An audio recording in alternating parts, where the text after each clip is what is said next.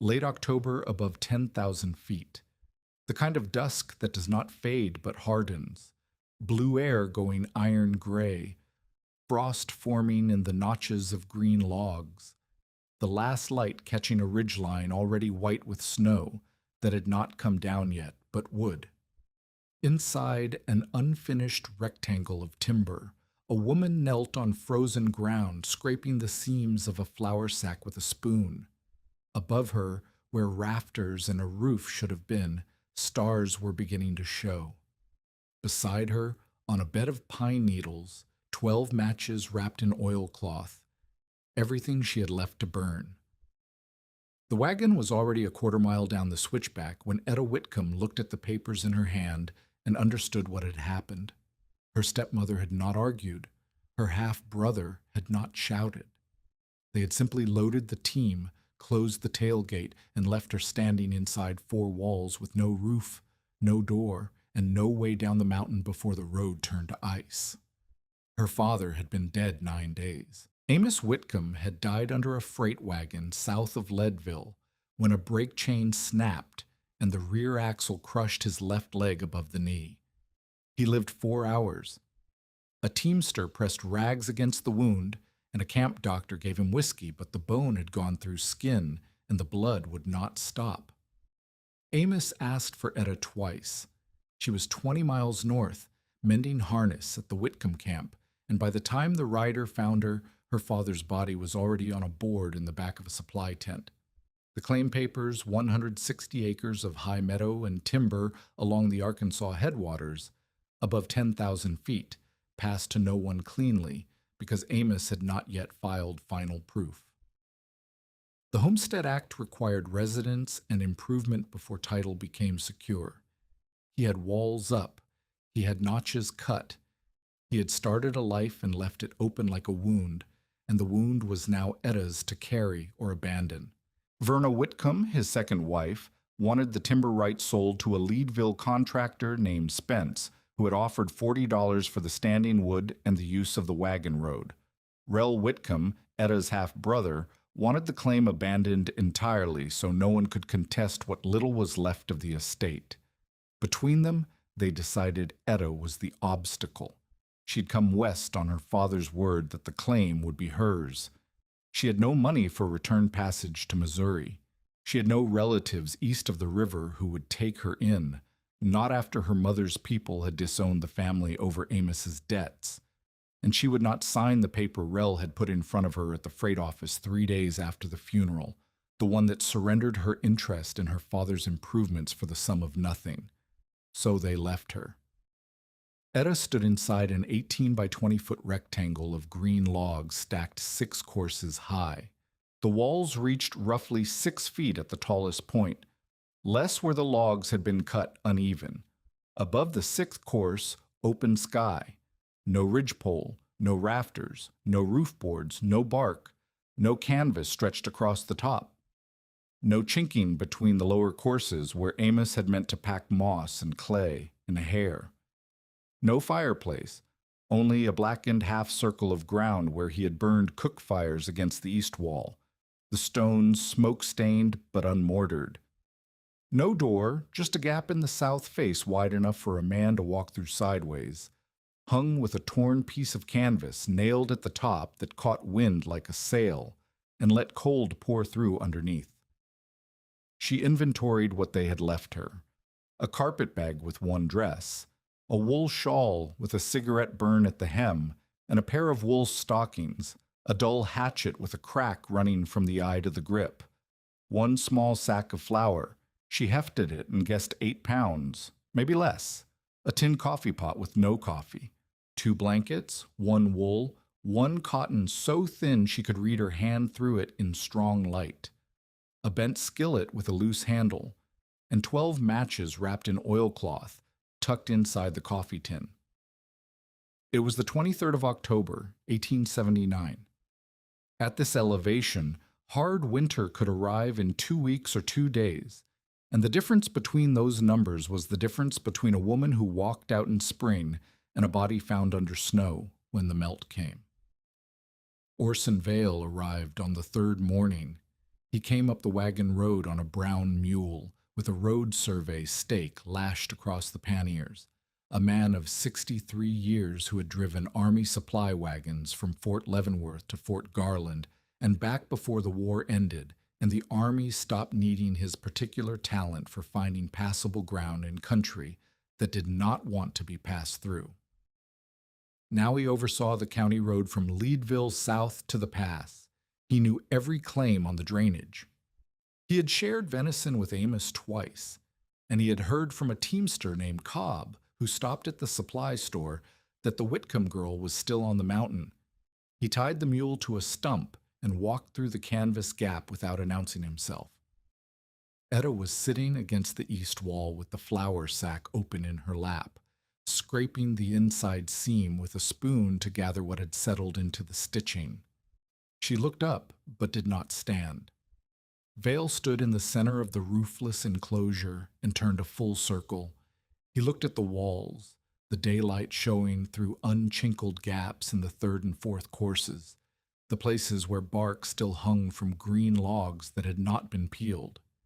He looked up at the sky, clear that morning, but carrying the flat haze that meant weather was building to the northwest. He looked at the blackened fire patch, the 2 blankets folded on a bed of pine needles, the hatchet stuck in a log end with the cracked handle facing out. He crouched and ran his fingers along the bottom course where a gap wide enough to fit 3 fingers showed daylight and moving air. He put his hand flat against the opening and held it there for 5 seconds, feeling the draft. Then he stood. "You have half a frame," he said. "Less than half. You have walls and air." Etta watched him but said nothing. Vale pointed to the top of the walls. "No ridgepole, no rafter seats cut. Your father had not even picked his ridge timber yet. I saw the trees he marked, 3 of them, down the slope. Each one needs 2 men and a cross-cut saw to drop and 3 to carry. You do not have men. You do not have a saw." He pointed to the gaps between logs. "Your chinking is wind. Every gap below 4 feet is a channel for cold air that will freeze you at floor level while you sleep. You need moss, clay, hair, stone strips between every course all the way around, and you need to daub it with mud that will hold through freeze and thaw." He pointed to the south wall gap. "Your door's a rag. That canvas will not stop a dog, let alone a storm."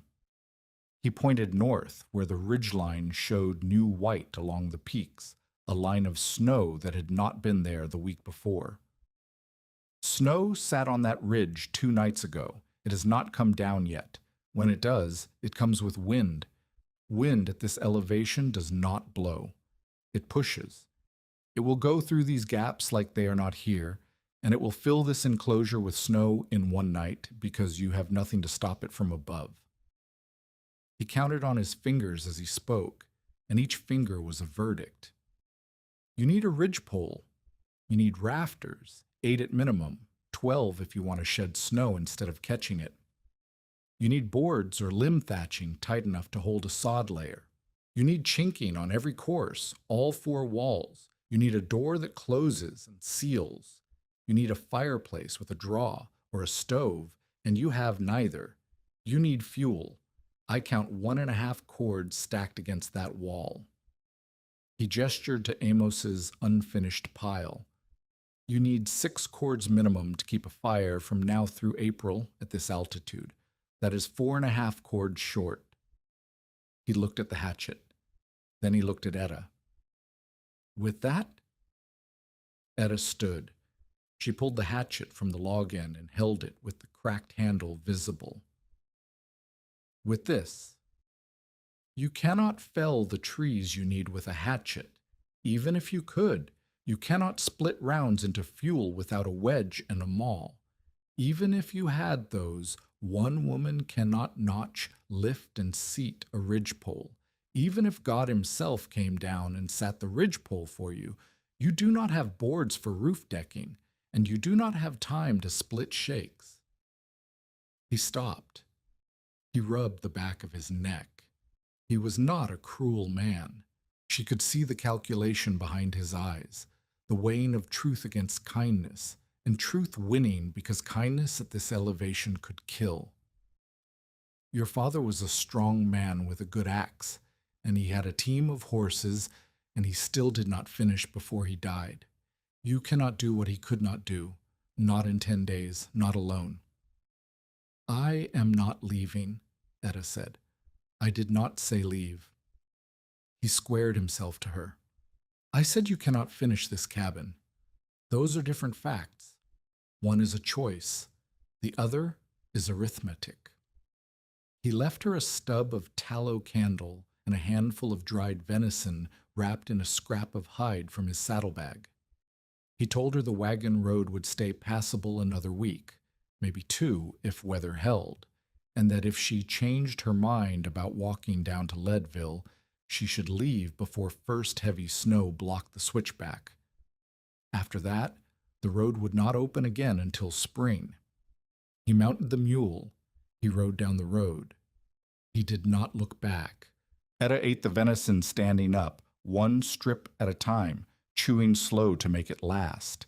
She did not sit down because she was afraid that if she sat, she would think, and if she thought, she would count, and if she counted, the numbers would tell her what Vale had already said. But the numbers came anyway. 6 cords meant cutting and splitting roughly 72 hours of wood with a good axe and a saw. She had no saw. The hatchet would take 3 times as long on green timber, and the handle would not hold for 72 hours of use. The ridgepole alone required 2 men with ropes and a team to lift. The rafters required notching at the seat and the ridge, a skill she had watched her father perform but never attempted. The chinking required clay she had not located and would need to dig from a creek bank that might already be frozen. The fireplace required 100 pounds of flat stone carried from the drainage below, and mortar she did not know how to mix. Everything Vale said was true. She could not build a cabin, not in 10 days, not in 30, not alone, and not with what she had. The question was whether a cabin was the only thing that could save her. The first night after Vale's visit, the temperature dropped hard enough to freeze the water in her coffee tin into a solid plug of ice. Etta woke at what she guessed was 3 in the morning, shaking so hard her teeth cut the inside of her cheek, and she understood something about the cold that she had not understood before. It was not the walls that failed her. The log walls blocked wind from the sides, not perfectly, not through the unchinkled gaps, but enough to make the air inside slower than the air outside. Where the logs sat tight, where 2 courses met with bark pressed between them, the space beside the wall was tolerable, cold, but tolerable. The killing came from above. Heat from her body and from the small fire she had managed to keep through the evening rose straight through the open roof and vanished into the black sky. Wind crossed the top of the walls and pulled warm air with it, like a hand scooping water from a bucket. She was lying at the bottom of a chimney 6 feet wide and open to the stars. She was heating the sky, and the sky did not need it. She crawled on her hands and knees to the corner where the east and north walls met. The 6th course of logs created a pocket there, a low wedge of still air trapped between the 2 wall faces and the ground. She pressed her back into the corner joint and pulled both blankets over her head. It was warmer. Not warm, but the difference between the corner and the center of the enclosure was measurable in the ache of her bones. In the center, her joints had locked. In the corner, they merely hurt. That difference was a message. She was too cold and too tired to read it clearly, but she felt its shape. Still air was warmer than a moving air. Small spaces held heat better than large ones. Corners outperformed open rooms. Her father had shown her something like this once. A barn outside St. Joseph, the winter she was 14. A haystack had crusted over with a shell of ice after a week of freezing rain. The hired man wanted to break it apart and move the hay inside, but Amos had taken a hay knife and cut a clean face into the stack instead. He reached in and pulled at his hand inside the cut. The interior was dry. It was warm, not the warmth of fire, but the warmth of absence, the warmth of air that had nowhere to go and nothing to steal it. He peeled back the frozen outer mat and showed her the stems beneath, loose, tangled, full of tiny pockets where air sat trapped and still, each pocket holding its small portion of warmth like a miser counting coins. "Do not worship thickness," he had said. His palm pressed flat against the dry stems, and steam rose faintly from the contact. "Worship stillness. Still air is what holds heat. Moving air is what steals it. The hay does not make warmth. It makes stillness, and stillness holds the warmth your body already has." She had filed that lesson the way children file most lessons from their fathers, somewhere between interesting and forgotten, a fact without a use. Now, lying in the corner of a roofless cabin with her breath crystallizing above her face and the temperature still falling, the memory came back with the force of a debt called due. She could not build a cabin. Vale was right about that. The arithmetic was final. But what if she did not need a cabin? What if she needed something smaller, something low, something curved, something enclosed on all sides, including the top, that trapped still air around her body instead of letting it escape through an 18 by 20-foot opening to the Colorado sky? The log walls already blocked side wind. They were not a house. Fine. Let them be what they were, a fence, a windbreak. And inside that windbreak she could build a different thing entirely, a shelter shaped not like a house but like a nest, 12 feet across, no higher than her shoulder at the sleeping platform and lower at the edges, curved so that wind could not catch a flat face and pry it apart. Sealed everywhere except a smoke hole she could open and close with a bark flap and a doorway she could block with a plug of boughs. Small enough that her body heat and a fistful of burning sticks could warm the air inside without trying to fight a room that was open to the stars. She thought of drawings in her father's almanac, dome-shaped shelters made from bent poles, covered with layers of grass and bark, used by people who had lived in this country for thousands of years before anyone named Whitcomb had heard of Colorado. Those structures worked on the same principle as the haystack.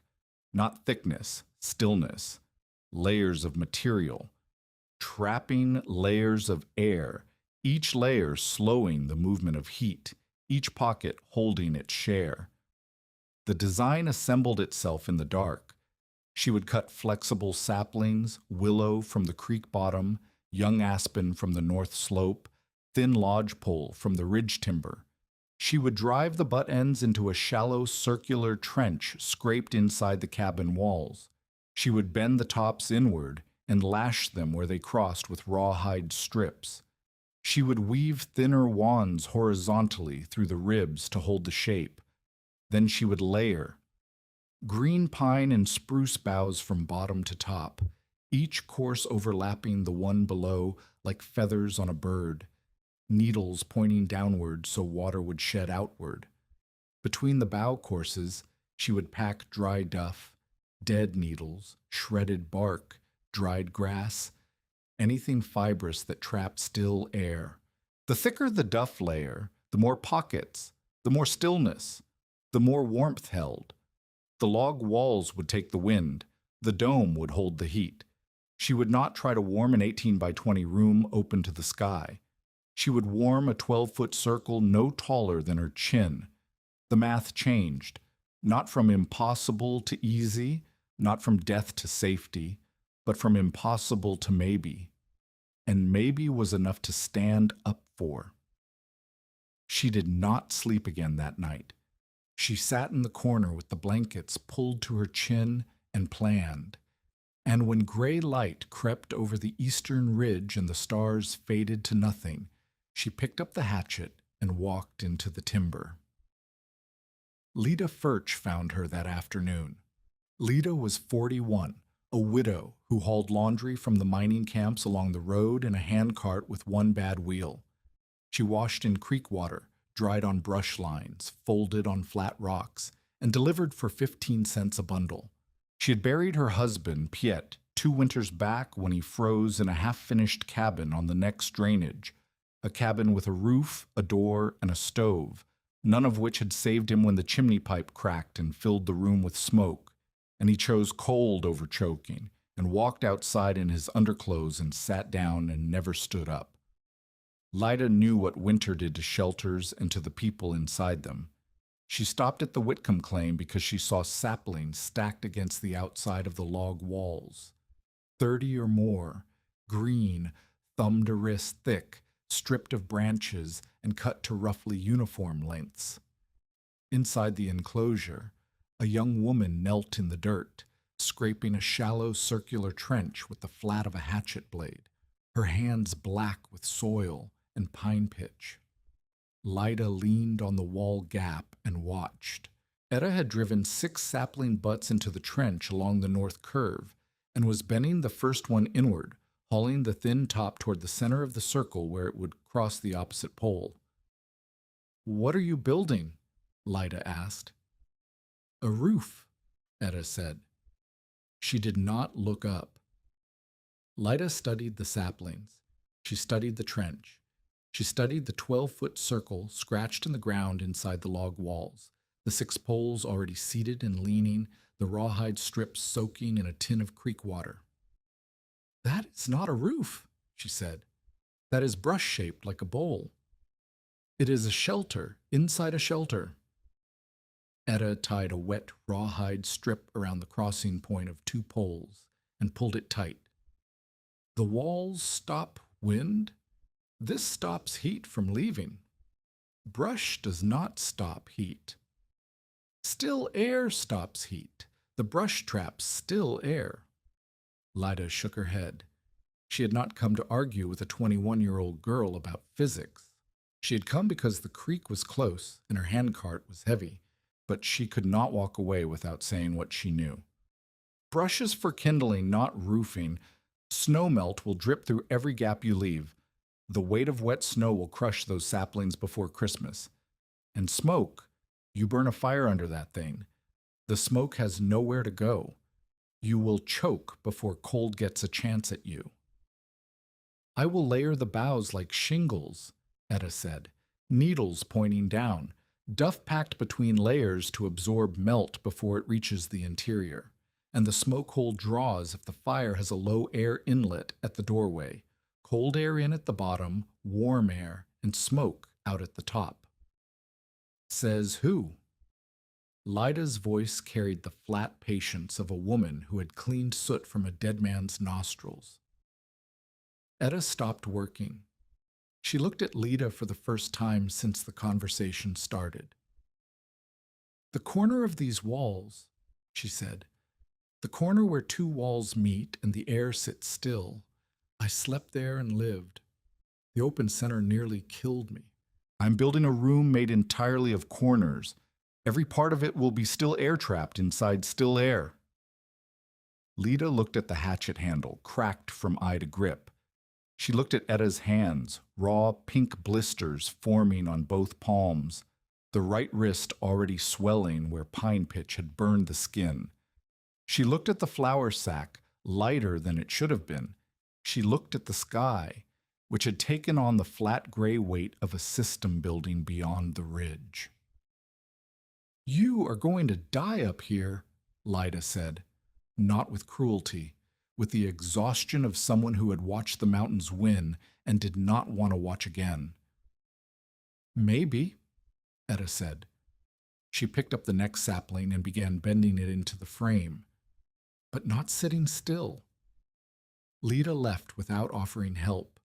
She did not look back, but she took the trail toward the mining road instead of toward Leadville, and by the next morning, the story of the Whitcomb girl building a brush nest inside a roofless cabin had reached the supply store, the assay office, and the saloon.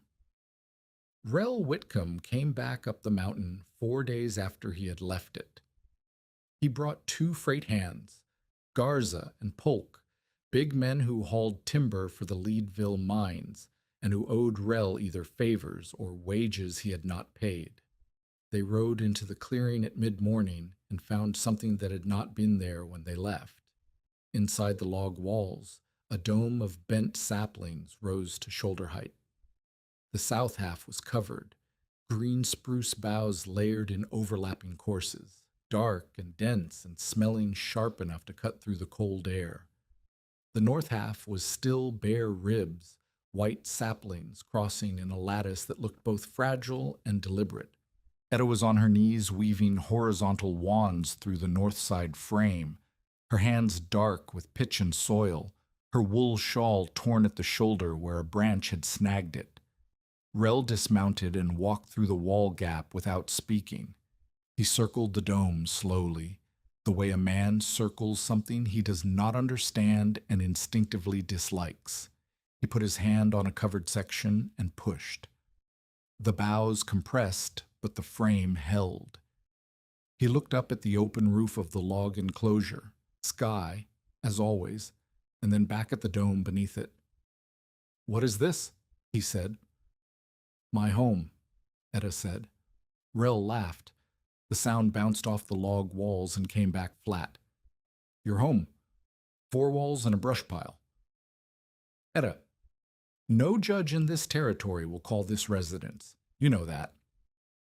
Etta pointed to the smoke mark on the inside of the east wall, the black stain from her cook fires growing darker each day.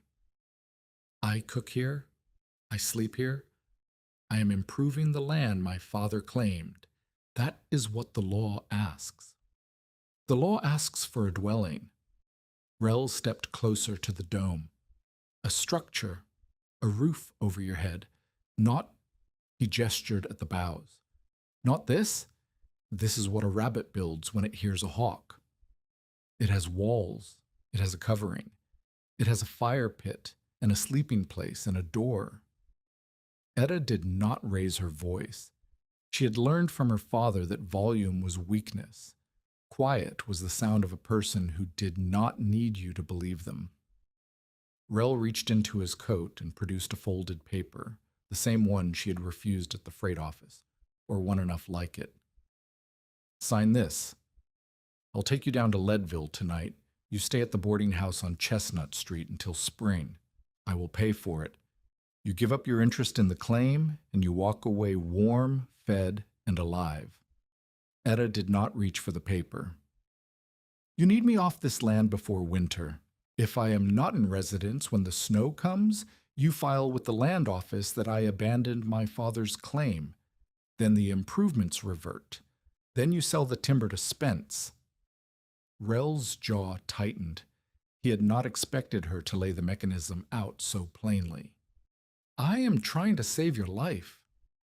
"You are trying to save $40. Silence. Wind moved over the open wall tops and stirred the loose bough ends on the dome.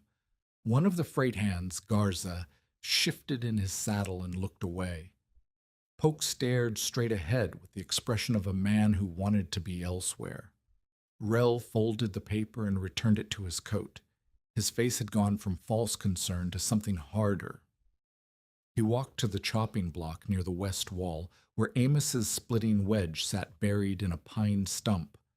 Forged iron, 7 pounds. The one tool that could split heavy rounds into stove lengths. The one piece of equipment that might have let Etta split firewood for a conventional cabin, even without a saw. He gripped the wedge and worked it free. "That is my father's tool," Etta said. "He was my father," Rel said, weighing the wedge in his hand. "And this goes with me." "He was my father, too." Rel dropped the wedge into his saddlebag. The iron clanked against something inside. "He was my father first. You want to play homesteader with sticks and brush. You do it without his iron. When you are ready to come down, you know where to find me." He mounted. He rode out through the gap in the trees. Garza and Polk followed without a word. The sound of hooves on frozen ground faded down the switchback, and then there was only the wind and the creak of bare sapling ribs on the north side of the dome. Etta stood in the wall gap and watched until the trees swallowed them. Her hands were trembling, not cold. The splitting wedge was gone. Without it, she could not split rounds even if she managed to fell a tree with the hatchet. She could not make stove-length fuel. She could not split shakes for roofing. Rel had not just taken a tool. He had sealed the last crack in the wall between her and conventional construction. She turned back to the dome. The bare ribs on the north side looked like the skeleton of something that had not finished becoming alive. She picked up the hatchet and walked into the timber to cut more boughs. If she could not build his way, she would build her own, and the mountain would decide who was right. If you have ever been laughed at while building something nobody understood yet, tell us about it in the comments. We want to hear that story. The work became a clock she measured her life against. Day one of construction had given her 30 saplings, cut from the willow stand along the creek and the young aspen grove on the slope above. She tested each one before cutting, bending it slow, listening for the dry interior crack that meant brittle wood that would snap under snow load. Green saplings bent smooth and sprang back, dead ones cracked. She wanted only green. Day two, the circular trench completed. She carved it with the hatchet blade flat against the ground because she had no shovel, working on her knees in soil that was frozen to a depth of 2 inches before softening beneath. 6 inches deep, 18 inches around the circumference, enough to seat the butt ends of the frame poles firmly so they would not kick outward when bent. Her knees bled through her stockings by afternoon. She wrapped them in strips of the cotton blanket, which was now losing material faster than she could afford. Day 3. The frame bent and lashed. She drove the thickest saplings into the trench at intervals, 14 poles around the circle, and bent each one inward toward the center. The willow bent easiest. The aspen required her full weight hanging from the top end. Where the arched poles crossed overhead, she lashed them with rawhide strips cut from an old harness she found half buried in weeds behind the cabin. The rawhide was stiff as wood and fought her cracked fingers. She soaked the strips in creek water to soften them and tied each joint wet, knowing that rawhide shrinks as it dries, and each joint would tighten on its own overnight. By nightfall, the skeleton stood. 14 ribs curving inward to a peak just above her head. It looked like an upside-down basket. It looked like a rib cage exposed to the sky. Day 4, the first bough layer. She cut spruce and pine boughs from below the claim, dragging armloads up the slope. Each trip 100 yards of climbing with 30 pounds of green branches across her shoulders. She layered them from the bottom of the dome upward, shingling each course so that the needles pointed down and the cut stems pointed up, the way water runs along a pine branch toward the tips. Each bough she placed with the stem end tucked under the course below, held by friction and the weight of the layer above. Her left palm opened on the 4th afternoon. A blister she had been nursing since day 2, a raised dome of white skin the size of a $50, tore loose on a rough spruce limb. The raw skin beneath was pink and wet and pulsed with a pain that narrowed her vision to a bright point. She pressed the torn flap back down, wrapped the hand in a strip of cotton blanket, and kept cutting. The blanket was now shorter by nearly a foot. She would feel that missing warmth at 3 in the morning. Day 5, the duff layer. Between each bough course, she packed everything dry and fibrous she could gather. Dead pine needles raked from the forest floor, shredded bark peeled from deadfall logs, dried grass cut from the meadow edge with the hatchet, handfuls of crumbled leaf litter.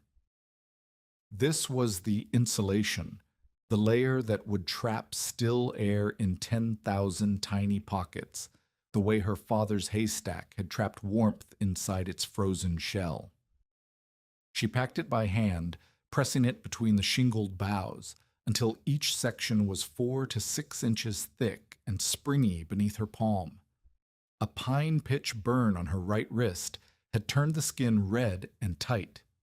By the fifth evening, the area around the burn was warm to the touch and swollen, and a faint red line traced up her forearm, the early sign of infection tracking toward the blood. She washed it with cold creek water, held the wrist in the current until her hand went numb, and wrapped it in the last clean piece of cotton blanket. Day 6. The doorway tunnel started.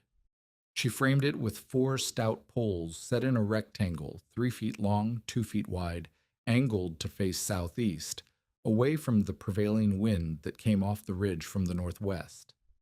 The angle mattered because wind could not push straight through a bent entrance the way it could drive through an opening that faced it head-on. She covered the tunnel frame with boughs layered double thick and packed duff into every gap. The flour was running out. Each morning she tipped the sack onto the skillet and leveled it flat with her finger to measure what remained.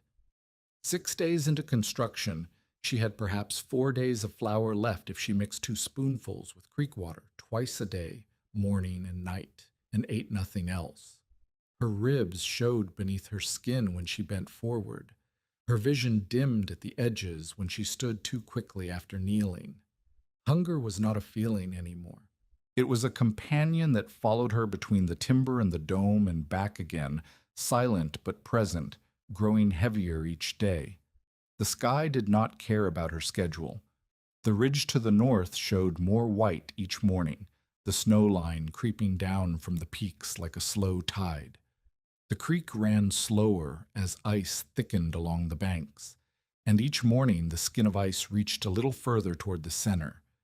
The air tasted different, thinner, sharper, carrying that faint iron scent that came before heavy snow, a smell she had learned in Missouri, but that here, at 10,000 feet, carried the weight of something final.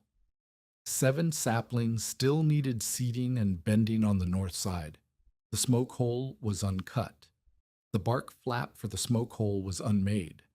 The entry tunnel had no plug, no door of boughs she could pull shut behind her. The fire pit inside the dome was unlined and would scorch the bow floor if she placed the coals wrong. She had 7 matches left from the original 12. She had no dry tinder stockpiled for the nights when green wood refused to catch. She had no food beyond the flour. And somewhere below, on the road to Leadville, Rel was telling anyone who would listen that his sister was living in a brush pile and would be dead by December. He was not wrong about the deadline. He might not be wrong about the rest. The dome stood half-finished against the inside of the roofless log walls. From outside, looking over the 6-foot wall tops, a rider passing on the road would see a rounded mass of green and brown that looked like forest debris blown against the logs by wind. Nothing that announced itself as a structure, nothing that looked like it was keeping anyone alive. From inside, crouching through the entry tunnel and sitting in the dim, pine-scented space where bough layers filtered the light into a deep green glow, it felt like something else. It felt like a held breath, a space waiting to learn whether it could hold warmth or whether it would fold under the first true snow and bury her in a grave of sticks and needles. 10 days, perhaps fewer. The road would close. The snow would come. The dome was not finished. Her body was failing at the edges, the torn palm, the infected wrist, the ribs showing through skin, the gray vision. No one on this mountain believed she would live to see December, but the corner had been warmer than the open center. The haystack had been warm inside its frozen crust. The dome, even half covered, already held air that moved slower than the air outside the frame. She could feel it when she crawled inside, a faint resistance against her skin, the stillness her father had taught her to recognize. The physics had not lied to her yet. The question was whether she could finish before the mountain finished her first. She found him before he found her.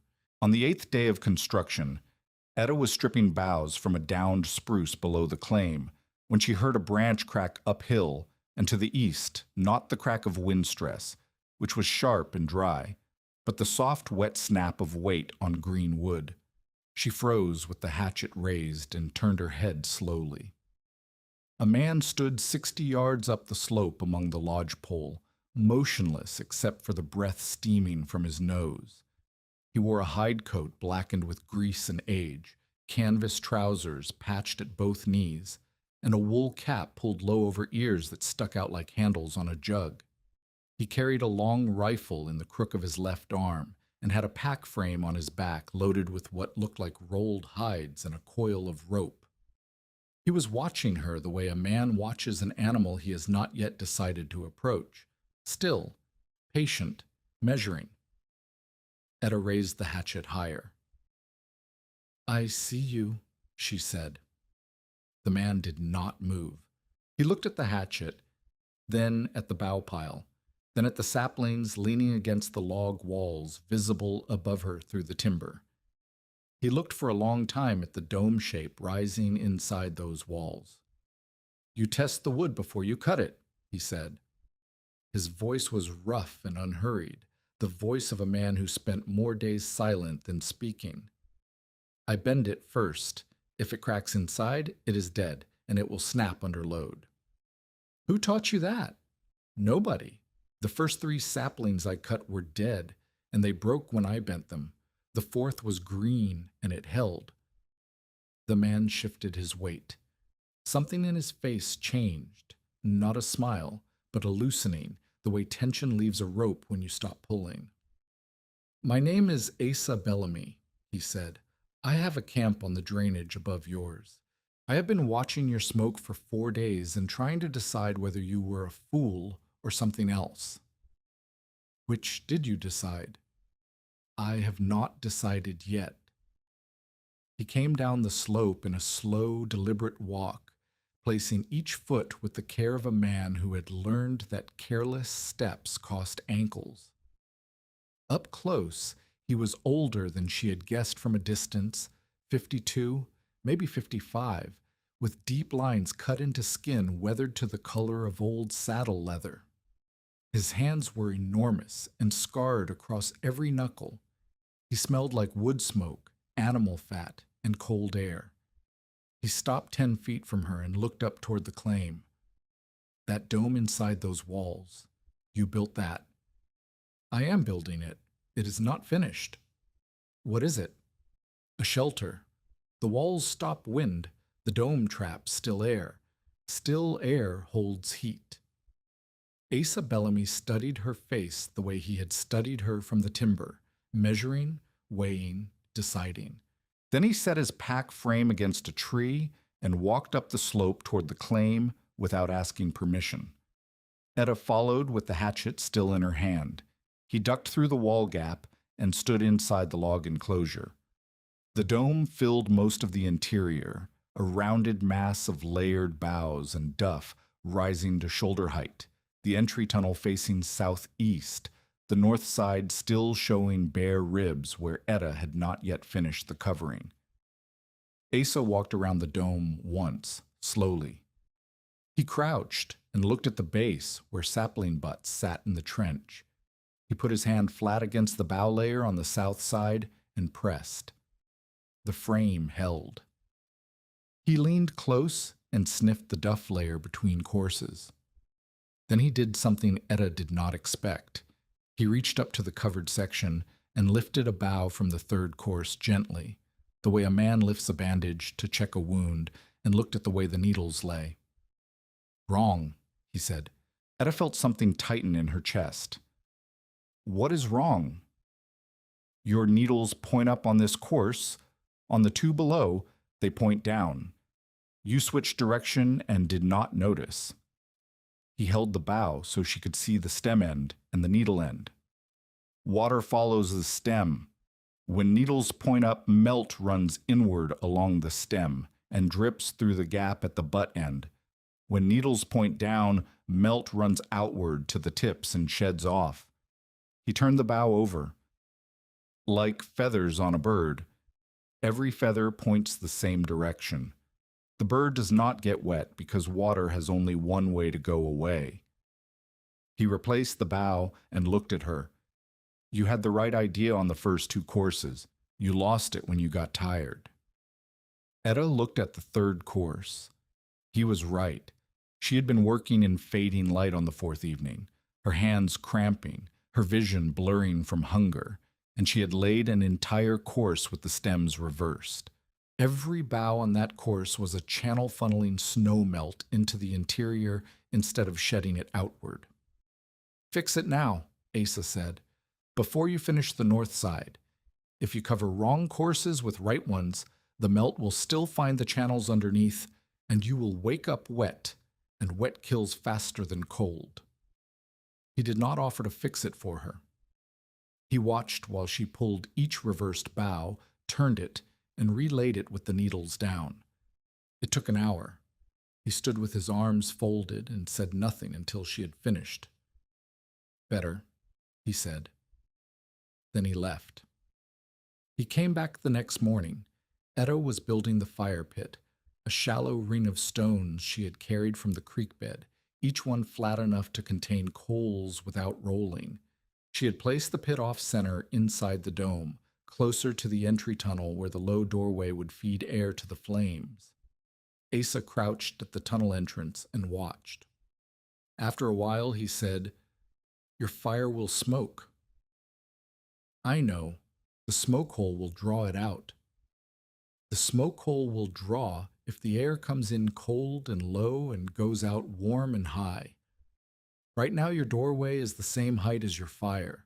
The air has no reason to move through the flame. It will pool."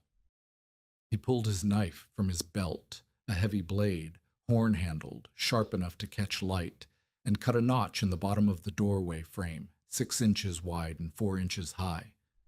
Cold air poured through the gap at ground level like water through a sluice. The effect was immediate. The small fire Etta had burning in the pit leaned toward the notch, then straightened as the draft established itself. Smoke that had been pooling at shoulder height began to move, slowly at first, then with purpose, upward toward the unfinished smoke hole at the dome's peak. The air inside the dome shifted from stale and stinging to something breathable. "Cold air's heavy," Asa said. "It falls and crawls along the ground. Give it a low door to crawl through. It pushes under the fire. The fire heats it. Hot air rises. It carries the smoke up and out through the hole at the top. You have made a chimney without building one." He taught her 3 things that day and the next, each one through action rather than lecture. The first was the bough correction and the airflow notch, reading material and reading draft. The second was the sleeping platform. On his second visit, he found Etta sleeping on a layer of boughs laid flat on the frozen ground inside the dome. He shook his head and told her she was bleeding heat into the earth every hour she lay there. "Ground is a thief," he said. "It steals warmth through your back and your hips, and you never feel it leave because you are asleep." He showed her how to build a raised bed, a frame of wrist-thick poles laid on rocks to lift it 6 inches off the ground, then a thick mattress of spruce boughs piled on top, springy enough to trap air beneath her body. He made her lie on it while he put his hand under the frame. "Feel that? Air under you. Air does not steal heat. Ground does." The third was banking coals. On the third visit, he watched her light the evening fire with one of her precious matches. She was down to 5, and asked how many she had started with. 12, she told him. His face did not change, but something behind his eyes went quiet. "You cannot burn matches to start fires," he said. "Matches end. Coals do not." He showed her how to bank a fire for the night. Push the burning sticks together into a tight pile. Cover with ash, not dirt, which smothers, but the fine white ash from her own fire, which insulates. Over the ash, a layer of dry duff, then a flat stone laid on top to hold the heat in. In the morning, scrape away the stone and duff and blow on the ash pile. If it was banked right, orange coals would glow underneath, and a handful of dry needles would catch from the coals without a match. One match to start, he said. Then never again if you do not let the coals die. That night, Etta banked her fire for the first time. In the morning, she scraped the ash and found coals glowing beneath the stone like small orange eyes. She fed them dry needles, and they caught. She did not use a match. She sat in the dome with the fire building, and the smoke rising through the hole, and the draft pulling clean air through the low notch. And for the first time since her family left, the numbers moved in a direction that was not worse. 5 matches saved. A fire that could sustain itself, a sleeping platform that stopped the ground from stealing heat, a bough layer that shed water instead of drinking it. But Asa did not praise her. He never praised her.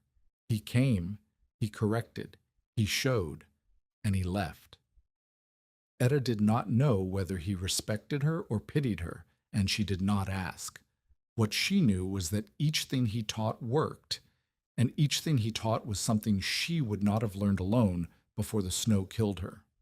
On the 10th day, the first real setback struck. A wet snow came in from the south, not the dry powder of a true cold front, but the heavy clinging snow that sticks to branches and bows them to the ground. It fell for 6 hours through the night, and in the morning Etta crawled out of the dome to find that the north side, still only 2/3 covered with boughs, had collapsed inward. 3 of the sapling ribs had buckled under the weight of wet snow that had fallen through the bare lattice and accumulated on the half-covered section. The rawhide lashings at the top had held, but the ribs themselves had bent past their return point, and the bough courses above the buckle had slid into a heap on the ground inside the dome. She stood in the wreckage and cried. Once, a hard, short sound that came out of her chest like a cough and left her face wet for 10 seconds before the cold dried it. Then she wiped her eyes with the back of her bandaged hand and began pulling the fallen boughs out of the interior. The problem was spacing. She had placed the north side ribs too far apart, 18 inches between poles instead of the 12 inches on the south side, which had held. She had done it because she was running out of saplings and trying to stretch what she had. The snow had found the weakness and punished it. She cut 6 new saplings that afternoon, working with hands so stiff from cold that she could not feel the hatchet handle and had to look down to confirm she was gripping it. She drove the new poles into the trench between the existing ribs, tightening the spacing to 10 inches and rebent and relashed each one. Then she relaid the bough courses tighter, overlapping each one by half its width instead of a third.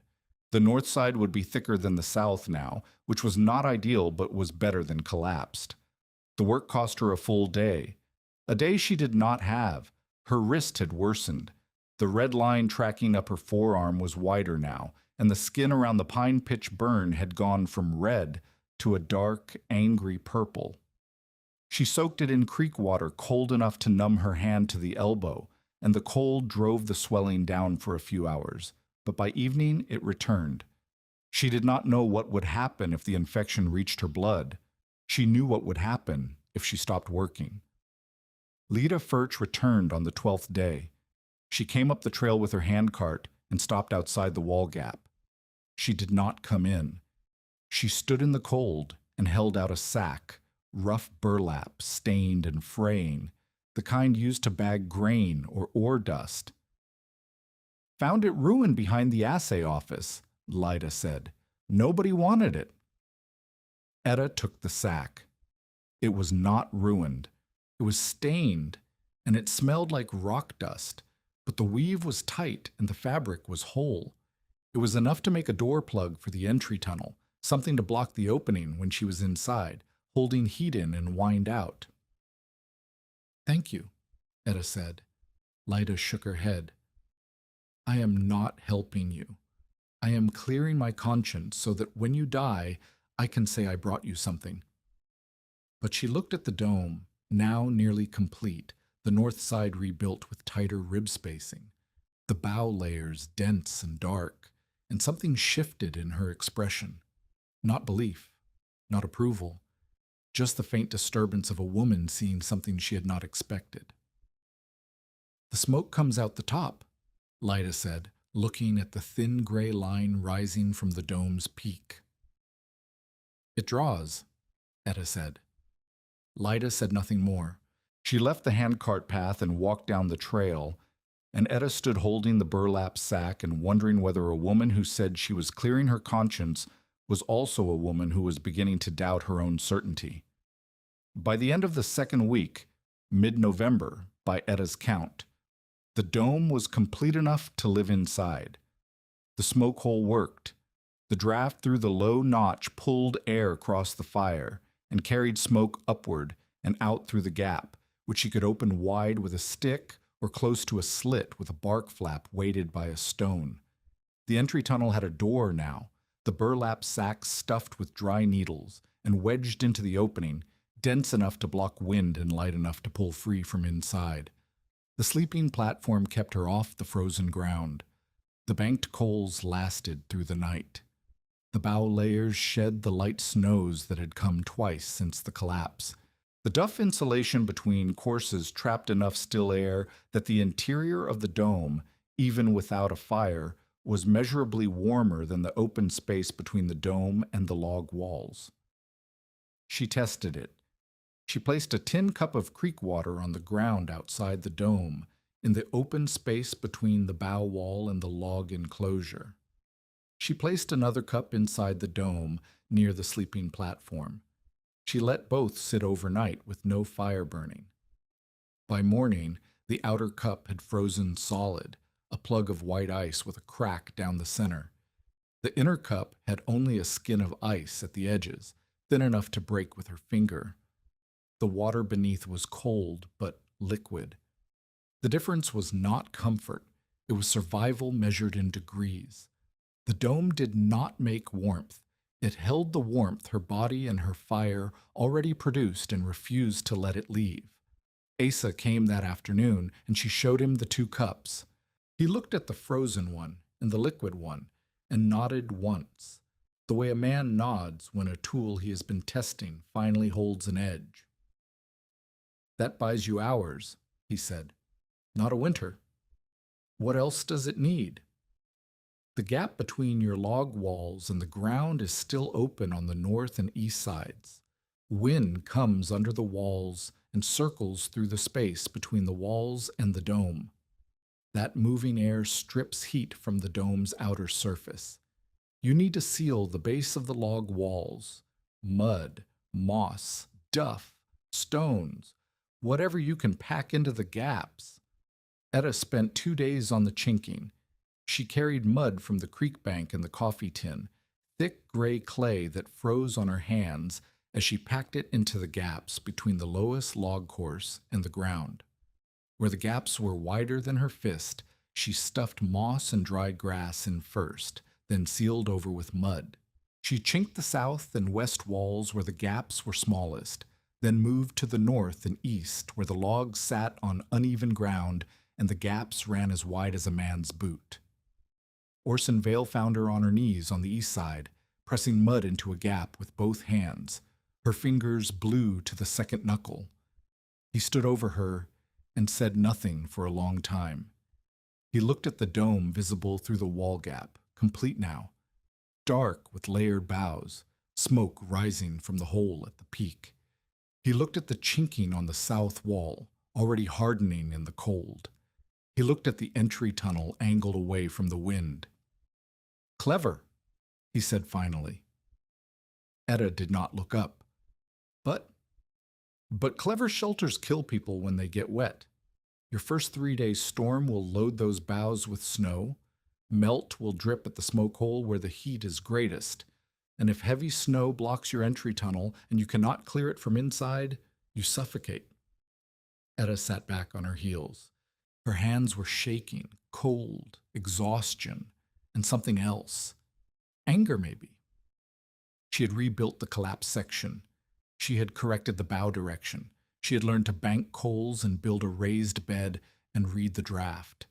And still the verdict was not enough. Then I built a snow rake, she said, a forked branch long enough to reach the smoke hole from inside. And I cut a second flap for the smoke hole so I can open it from the interior without going outside. And I angle the entry tunnel steeper so snow cannot pile at the mouth. Vale looked at her. His expression was harder to read than Asa's, not the measuring look of a man deciding whether to help, but the careful look of a man revising a judgment he had already made. You might live through a night, he said. I would not bet on a week. He left without offering to help, but he also did not tell her to come down to Leadville, and he did not mention the road. That night, Etta built the snow rake from a forked aspen branch, trimmed it to 5 feet, and tested it by reaching through the smoke hole from inside the dome. It worked. She cut a second bark flap and rigged it with rawhide so she could open the smoke hole from her sleeping platform by pulling a cord. She steepened the entry tunnel by digging out the floor at the outer end, creating a slope that would drain meltwater outward instead of pooling at the entrance. Then she banked her fire, pulled the burlap door plug into place, and lay on her raised platform in the dark. The dome was warm, not warm the way a cabin with a stove was warm. Warm the way a coat was warm, the warmth of your own body held close and not allowed to leave. She could hear wind moving over the top of the log walls and across the dome, but inside the air sat still. The duff insulation crackled faintly as it settled. The banked coals ticked beneath their ash cover. For the first time, she did not wake in the night shaking, but Asa's words stayed with her in the dark. Hours, not a winter, and Vale's, a night, not a week. The shelter was built. The test had not yet come. The test came on the 4th of December. It did not announce itself the way storms did in Missouri, with green skies and a pressure drop you could feel in your teeth. It came the way mountain storms came, fast from the northwest, with a wind that arrived 2 hours before the snow and hit the ridge like a wall falling. Etta felt the barometric shift in her ears before she saw the sky change. She was hauling creek water in the coffee tin when the wind hit, a gust that knocked the tin from her hands and sent it clanging against the log wall. She looked northwest. The ridge had vanished. Where the peaks had been, a gray wall moved toward her, featureless and enormous, swallowing the tree line as it came. She had perhaps 40 minutes. She filled the coffee tin and 2 bark troughs with water and carried them inside the dome. She dragged every remaining piece of firewood, dry sticks, split kindling from the small pieces she could break with the hatchet, a few lengths of aspen she had stockpiled inside the entry tunnel, and stacked them against the inner wall. She pulled the burlap door tight. She opened the smoke hole to establish the draft while she still could. She checked the banking stones. She checked the snow rake. Then the wind arrived in full, and the world outside the log walls became a sound she had never heard, a continuous roar, not gusting but constant, as if the mountain itself were exhaling and would not stop. The storm came in 3 waves, each one worse than the last. First, wind. The northwest gale drove powder snow through every unchinked gap in the upper log courses, and through the seams where her mud chinking had cracked in the freeze. Fine white powder sifted into the space between the log walls and the dome like flour through a sieve. Within an hour, the ground around the dome's base was covered in a layer of white dust that grew deeper as she watched through the entry tunnel gap. Second, snow. Heavy, wind-driven snow that came not down but sideways, packing into the open-roofed log enclosure from above. The enclosure became a drift trap. Without a roof to shed snow outward, the open rectangle caught everything the wind carried, and the space between the dome and the walls began to fill. Etta could hear the snow accumulating on the dome's outer boughs, a soft, continuous hiss, the sound of weight being added ounce by ounce. Third, cold. The temperature dropped through the night and kept dropping. Asa had left a cracked mercury thermometer hanging on a nail inside the log wall. A gift or a loan he had not specified, and by the gray light of early morning, the mercury sat at 30 degrees below zero and was still falling. At that temperature, exposed skin froze in minutes. Spit crackled before it hit the ground. The air inside the dome, warmed by the small fire, met the air leaking through the bough layers and created a faint fog that hung at knee-height. Etta fed the fire carefully. Too large, and the smoke hole could not draw fast enough. The dome would fill with smoke. Too small, and the heat would not push back the cold creeping through the bough walls. She found the balance point. A fire the size of 2 fists, fed every 20 minutes with sticks no thicker than her thumb, hot enough to maintain the draft, but not so hot that it consumed her stockpile before dawn. The dome held. The ribs, rebuilt with tighter spacing after the collapse, flexed under the snow load but did not buckle. The bough layers compressed and shed the powder that was light enough to slide while catching the heavier clumps, which added weight but also added insulation. The duff layer between courses did what it was made to do. It trapped still air in its 1,000 tiny pockets and refused to let the cold pass through. The temperature inside the dome, at sleeping platform height, held somewhere above freezing, not warm, but alive. Then the complication arrived. Etta heard the mule bell first, a faint, irregular clanking from somewhere below the claim, muffled by wind and snow, the kind of sound that should not exist in a storm like this because no animal and no person should have been moving. Asa heard it too. He'd come to the claim at the storm's first warning, and sheltered in the space between the log walls and the dome, not inside the dome, which he said was Etta's, wrapped in hides against the east wall where the chinking held best. He raised his head when the bell sounded. "Mule," he said. "Close." Etta moved toward the entry tunnel. Asa caught her arm. "Rope first," he said. "Tie one end to the log wall. Tie the other around your waist. If you go past the wall line and the wind takes you, you do not come back." She tied the rope, a length of hemp Asa had brought from his camp, to a notch in the east wall. She looped the other end around her waist and cinched it. Then she crawled through the entry tunnel and stood up inside the roofless log enclosure. The space between the dome and the walls was chest-deep in snow.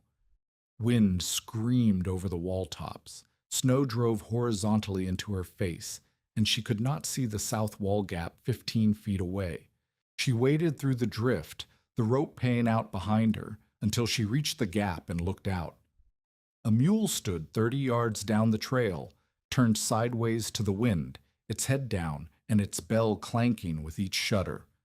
Behind the mule, half buried in the trail snow, a dark shape that was not a rock and was not a log. Etta waded out.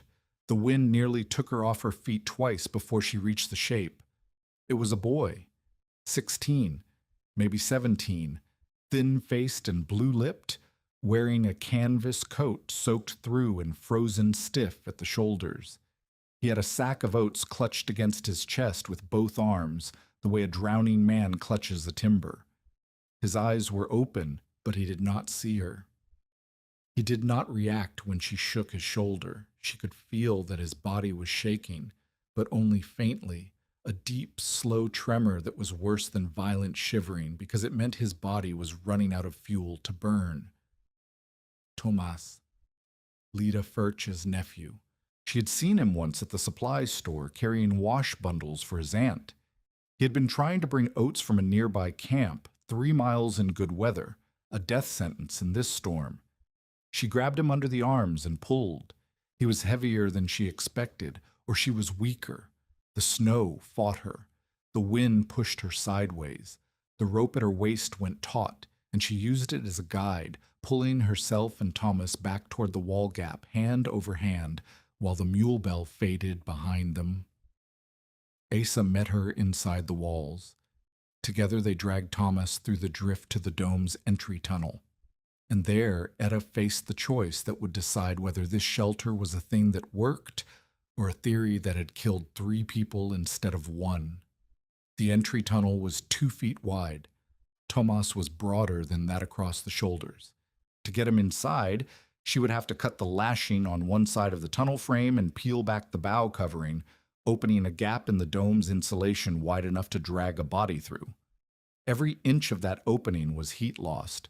Every second it stayed open, the cold poured in, and the warmth poured out.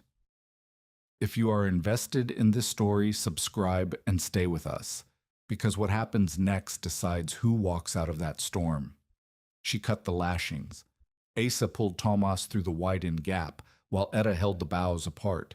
Cold air flooded the dome's interior like water breaking through a dam. The fire guttered and nearly died. Smoke that had been rising through the hole reversed and filled the lower space, and for 30 seconds Etta could not see and could not breathe and thought she had killed them all. Then Asa, on his belly inside the dome, reached back through the gap and pulled the boughs closed behind him. Etta lashed them shut with shaking hands, tying the rawhide tighter than before, stuffing loose duff into the gaps with her fists. The cold air already inside would take time to warm, but the hemorrhage of heat had stopped. Inside the dome, chaos. Thomas lay on the ground, not the platform, the ground, which was bleeding his remaining warmth into the frozen earth. Asa grabbed him under the shoulders, and Etta took his feet, and they lifted him onto the raised platform. His clothes were soaked and freezing against his skin. Etta stripped the canvas coat and the wet shirt beneath it, and the skin she exposed was white and waxy across his chest and blotchy purple along his ribs. She wrapped him in the wool blanket. Asa fed the fire, 3 sticks, then 4, pushing it larger than Etta would have dared. The smoke hole could not keep up. Smoke pooled at dome height and began pressing down.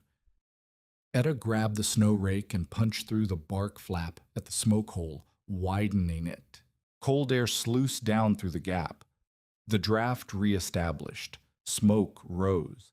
But the heat that rose with it was heat they could not spare. Etta crawled to the entry tunnel and opened the low notch Asa had cut on his first visit. Cold air flooded in at ground level, brutal, knife-edged cold that hit her hands and face like a slap. But the draft responded. The fire leaned, caught, strengthened. The smoke pulled upward and cleared. They settled into a rhythm of crisis management that lasted through the night. Every 20 minutes, Etta fed the fire. Every hour, Asa cleared snow from the smoke hole with the rake from inside. When the draft weakened, Etta opened the entry notch wider. When the cold became too much, she narrowed it. Thomas shivered for 2 hours. Hard, convulsive shivering that shook the sleeping platform and rattled the bow frame. Then, sometime past what Etta guessed was midnight, the shivering stopped. The silence was worse. Etta put her hand on his chest. It rose and fell. But the shaking was gone, and she knew from something her father had once said, or Asa had said, or someone had said, that when a freezing man stops shivering, it means his body has stopped fighting. It means the cold is winning. She pulled stones from the fire ring, flat creek stones she had placed there days ago as part of the fire pit. They were hot enough to scorch hide. She wrapped them in strips of burlap from the door plug and placed them against Thomas's feet, his thighs, his sides. Heat that the stones had absorbed from the fire now pressed against his skin through the burlap, pushing warmth inward where his body could no longer make its own. Asa watched her do this without speaking.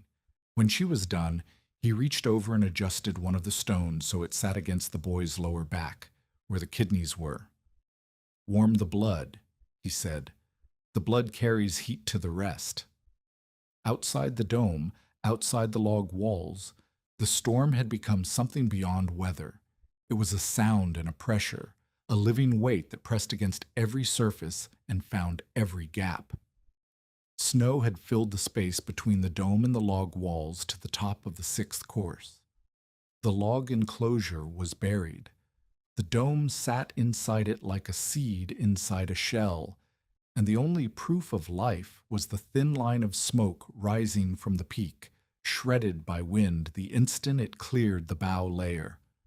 Somewhere below, Rel Whitcomb and his freight hands had taken shelter in a roofed line shack along the timber road, a proper structure with 4 walls, a roof of pole and sod, and a door that closed. But the chinking had been done in summer and had cracked in the first freeze. The door hung poorly and left a 2-inch gap at the bottom where wind pushed snow across the floor all night. They had no dry fuel stockpiled because they had not expected to need the shack, and the green wood they tried to burn smoked and sputtered and gave more grief than heat. Garza, the bigger of the 2 freight hands, lost 2 fingers on his right hand to frostbite before dawn. Rel's horse broke its picket line and vanished into the storm. The roofed structure with the proper door and the sod covering leaked wind at every seam, and the wind took their heat because no one had thought to make the space smaller, to build a shelter inside the shelter, to choose stillness over size. Inside the dome, Etta watched the moisture problem she had feared arrive at the worst possible moment. Heat from the enlarged fire rose to the smoke hole and met the snow packed on the dome's peak. Meltwater dripped through the bow layers at the highest point, not a pour, but a steady cold dripping that fell on the fire and hissed and fell on the sleeping platform and darkened the bow mattress. If the drip continued, the platform would be soaked by morning, and a wet bed in 30 below cold was a death sentence moving slow. She took Asa's knife, he handed it without being asked, and carved a shallow groove into the bark of the dome's inner surface at the drip point, angling it downward toward the wall. She wedged a strip of bark beneath the groove to form a channel. The next drop hit the channel and ran along it, away from the platform, away from the fire, down to the base of the dome wall where it froze on contact with the cold ground. The drip was not stopped. It was redirected, managed, controlled. The dome sagged under the snow load. The ribs flexed inward, and the interior space shrank by inches. Etta heard the rawhide lashings creak. She heard the wood groan. She held her breath and waited for the sound of cracking that would mean the frame was failing. It did not come. The ribs she had rebuilt at 10-inch spacing after the earlier collapse held because they were closer together, because the load was distributed across more points, because the failure had taught her, and she had listened. The dome compressed, but did not break. The bow layers pressed tighter together, which reduced airflow through the insulation, but also reduced the gaps where cold could enter. The dome shrank, and in shrinking became denser, and in becoming denser became warmer. The night passed in hours that felt like days. The fire burned, the smoke rose, the cold pressed, the drip channeled. Thomas breathed under the wool blanket with hot stones against his body. Asa coughed into a rag he kept in his coat pocket, and in the firelight Etta saw the rag come away dark. She said nothing. He said nothing. At dawn, the wind dropped, not gradually, but all at once, as if someone had closed a door. The silence was so sudden that Etta's ears rang with it. She opened the entry notch and cold air flowed in, still brutal, still deep below zero, but without the horizontal force that had made it lethal. She crawled out through the entry tunnel. The burlap plug had to be dug free from a drift that had packed against it. She pushed through and stood inside the log enclosure, which was no longer an enclosure but a snowfield, walls buried to the 5th course. the dome visible only as a rounded hump beneath white.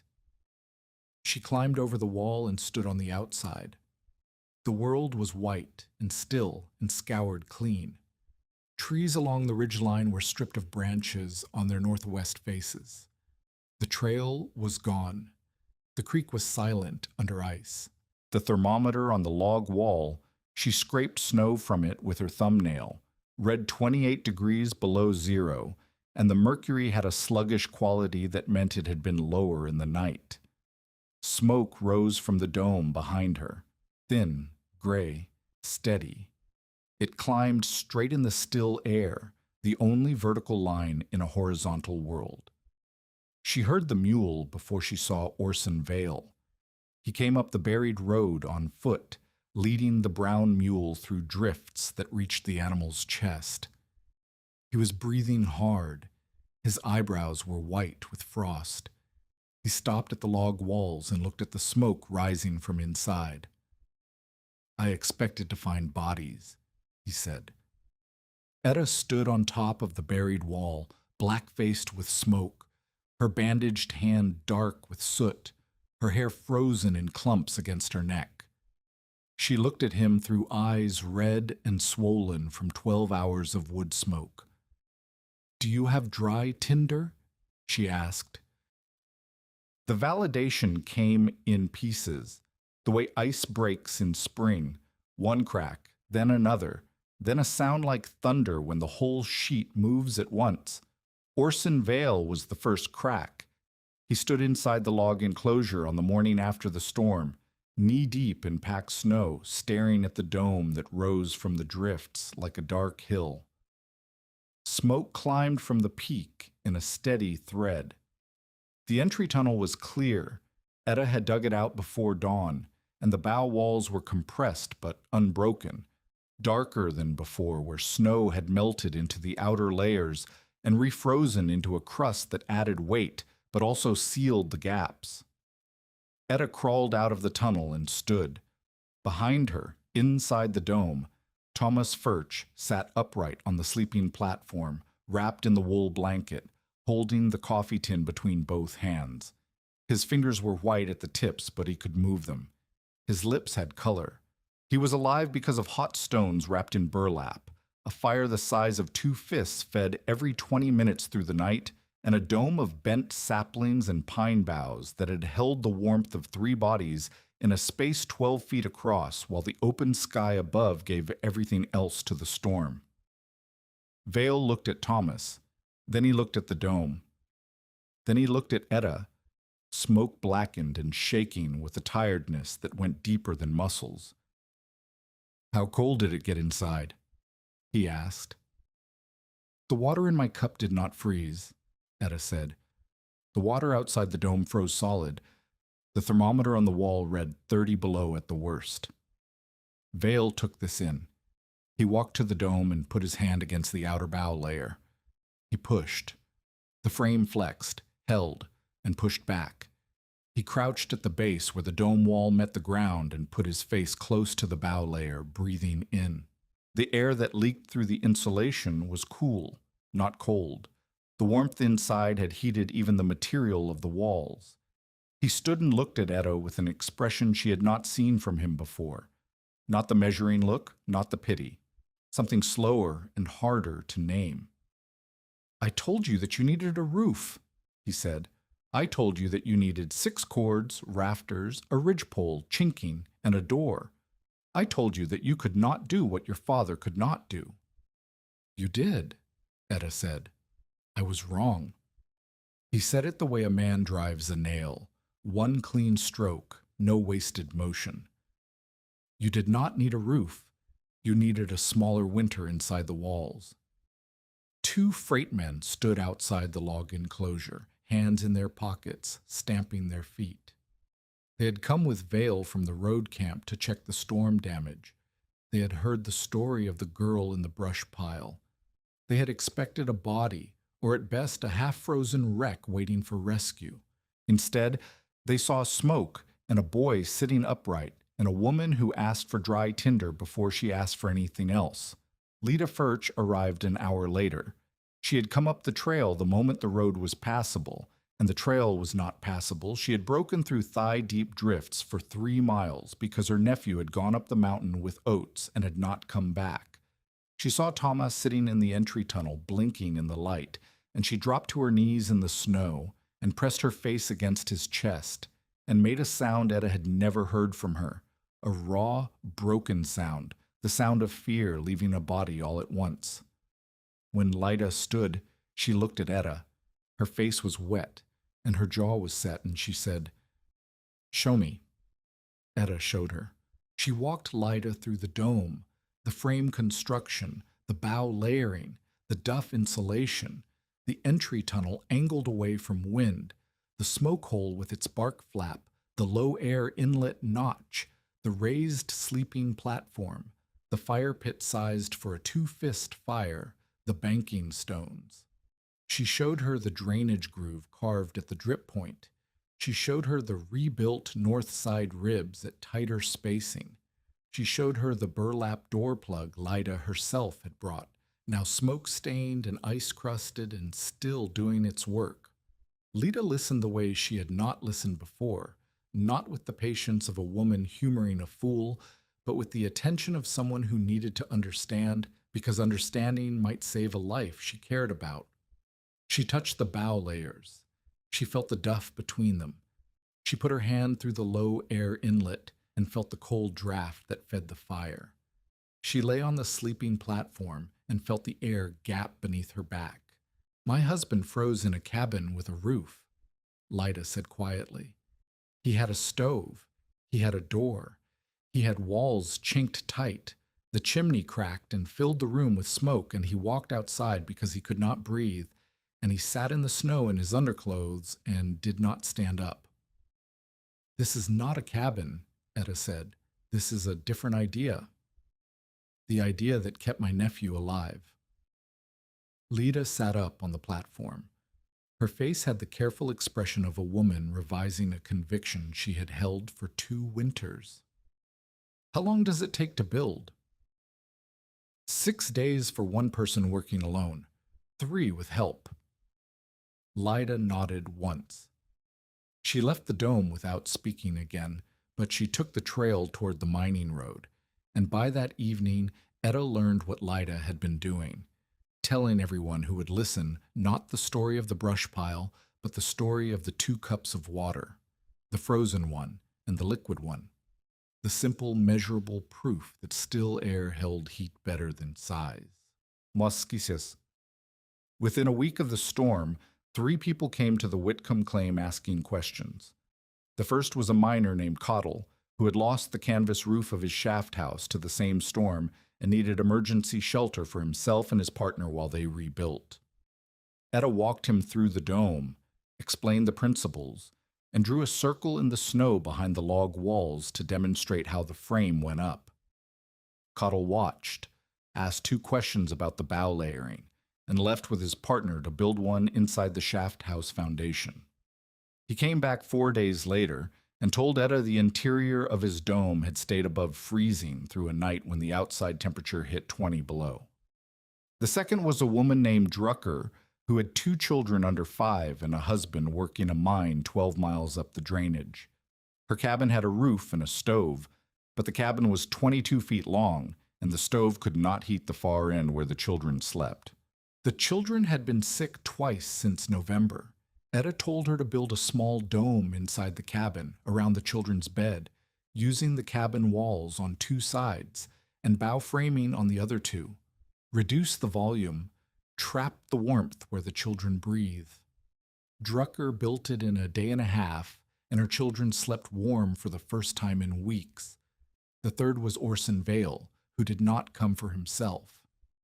He came because the county road crew had a supply station at the pass that was little more than a 3-sided lean-to with a canvas front. 2 roadmen had nearly frozen there during the December storm and had walked off the job. Vale wanted to know whether Etta's method could be applied inside the lean-to to create a livable winter station. She told him yes, and sketched the design on a piece of bark with a charcoal stick, a half dome built against the lean-to's back wall, reducing the interior volume by 2/3 with a smoke hole at the peak and a low air inlet at the canvas front. Vale took the bark sketch and said, "I will send a man to build it." "Send 2 men," Etta said, "one to build and one to learn. Then you have 2 stations."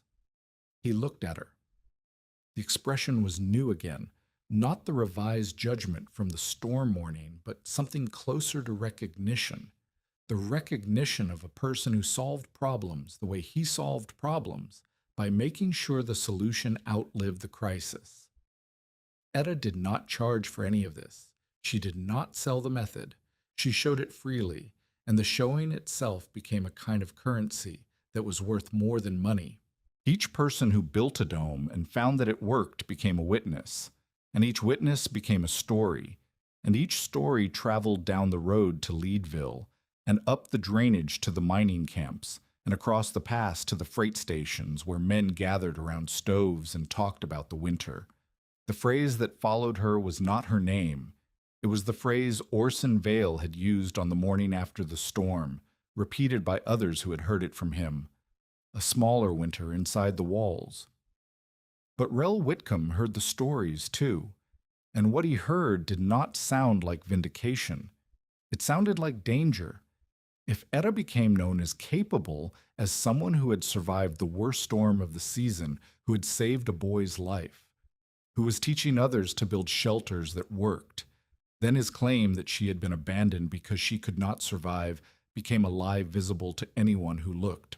The legal argument depended on the assumption that she was helpless, that her presence on the claim was temporary, that the improvements were abandoned when Amos died. Every person who visited her dome and left saying she had survived contradicted that assumption.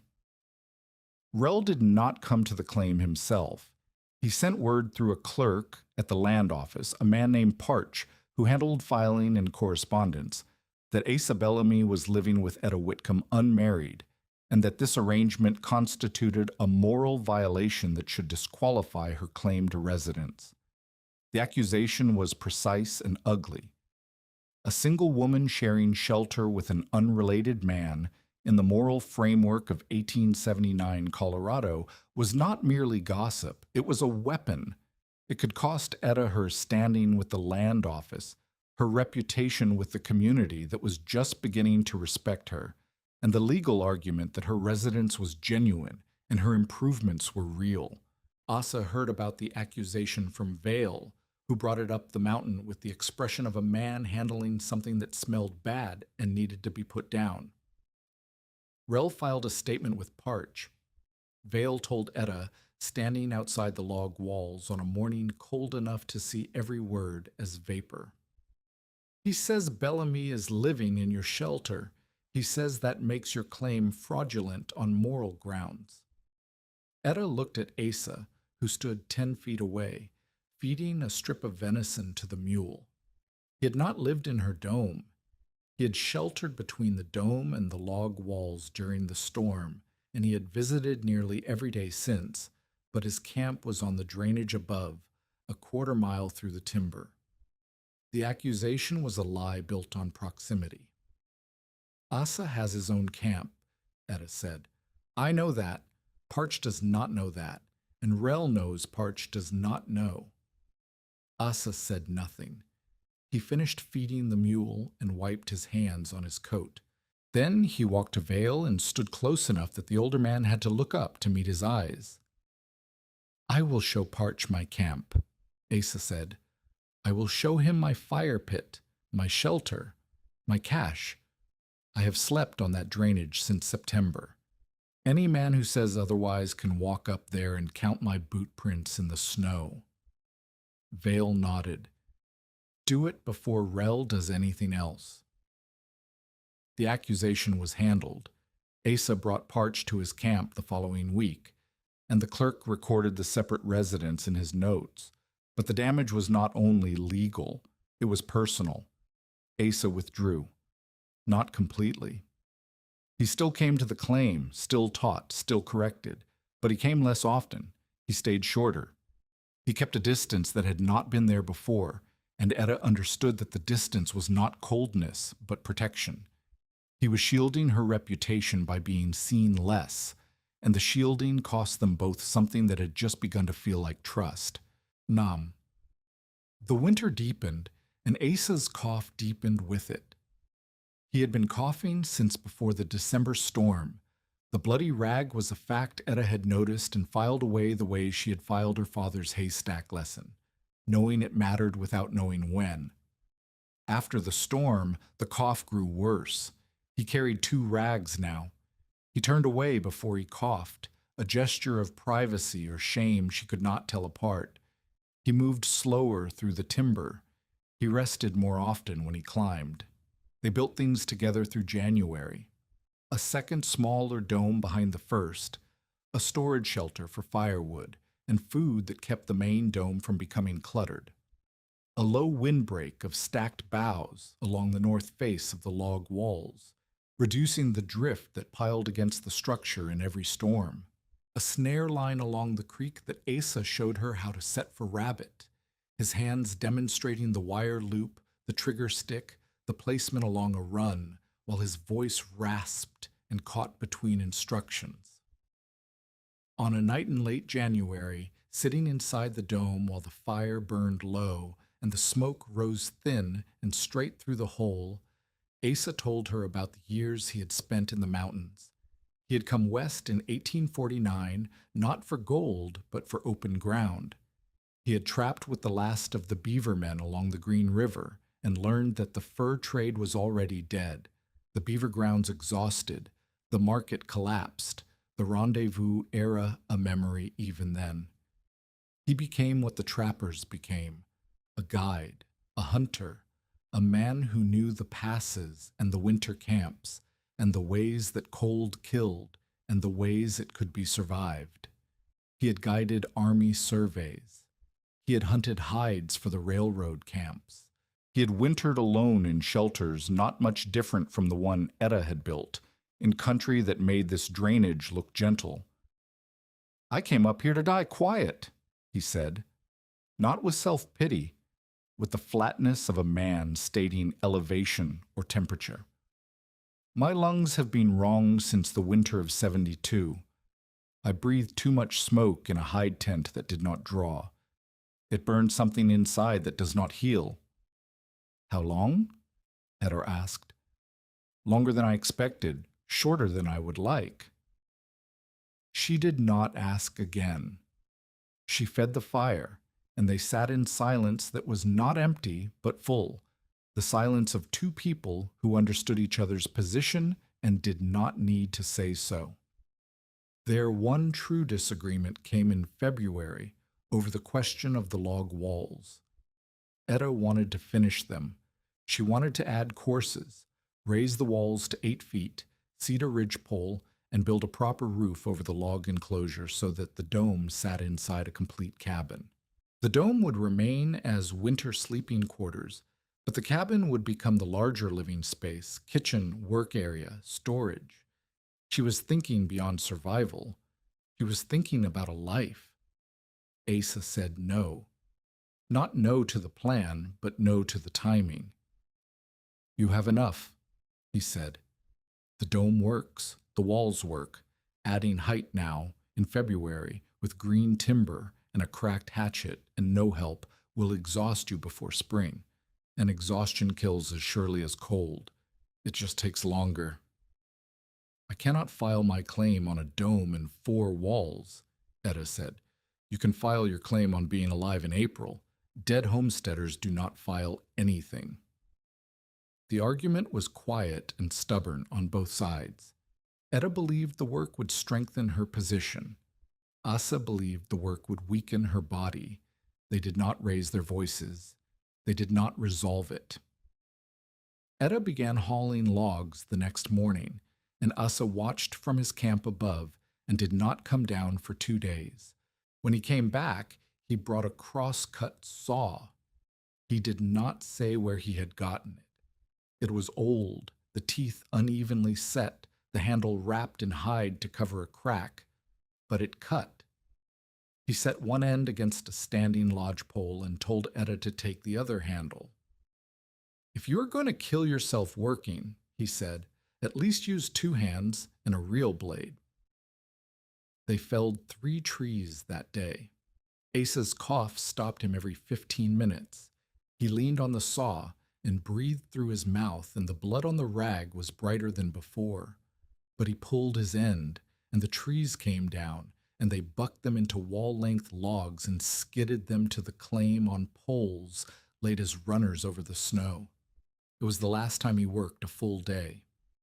Asa tried to leave in the first week of March. Etta came up to his camp on the drainage above and found him packing.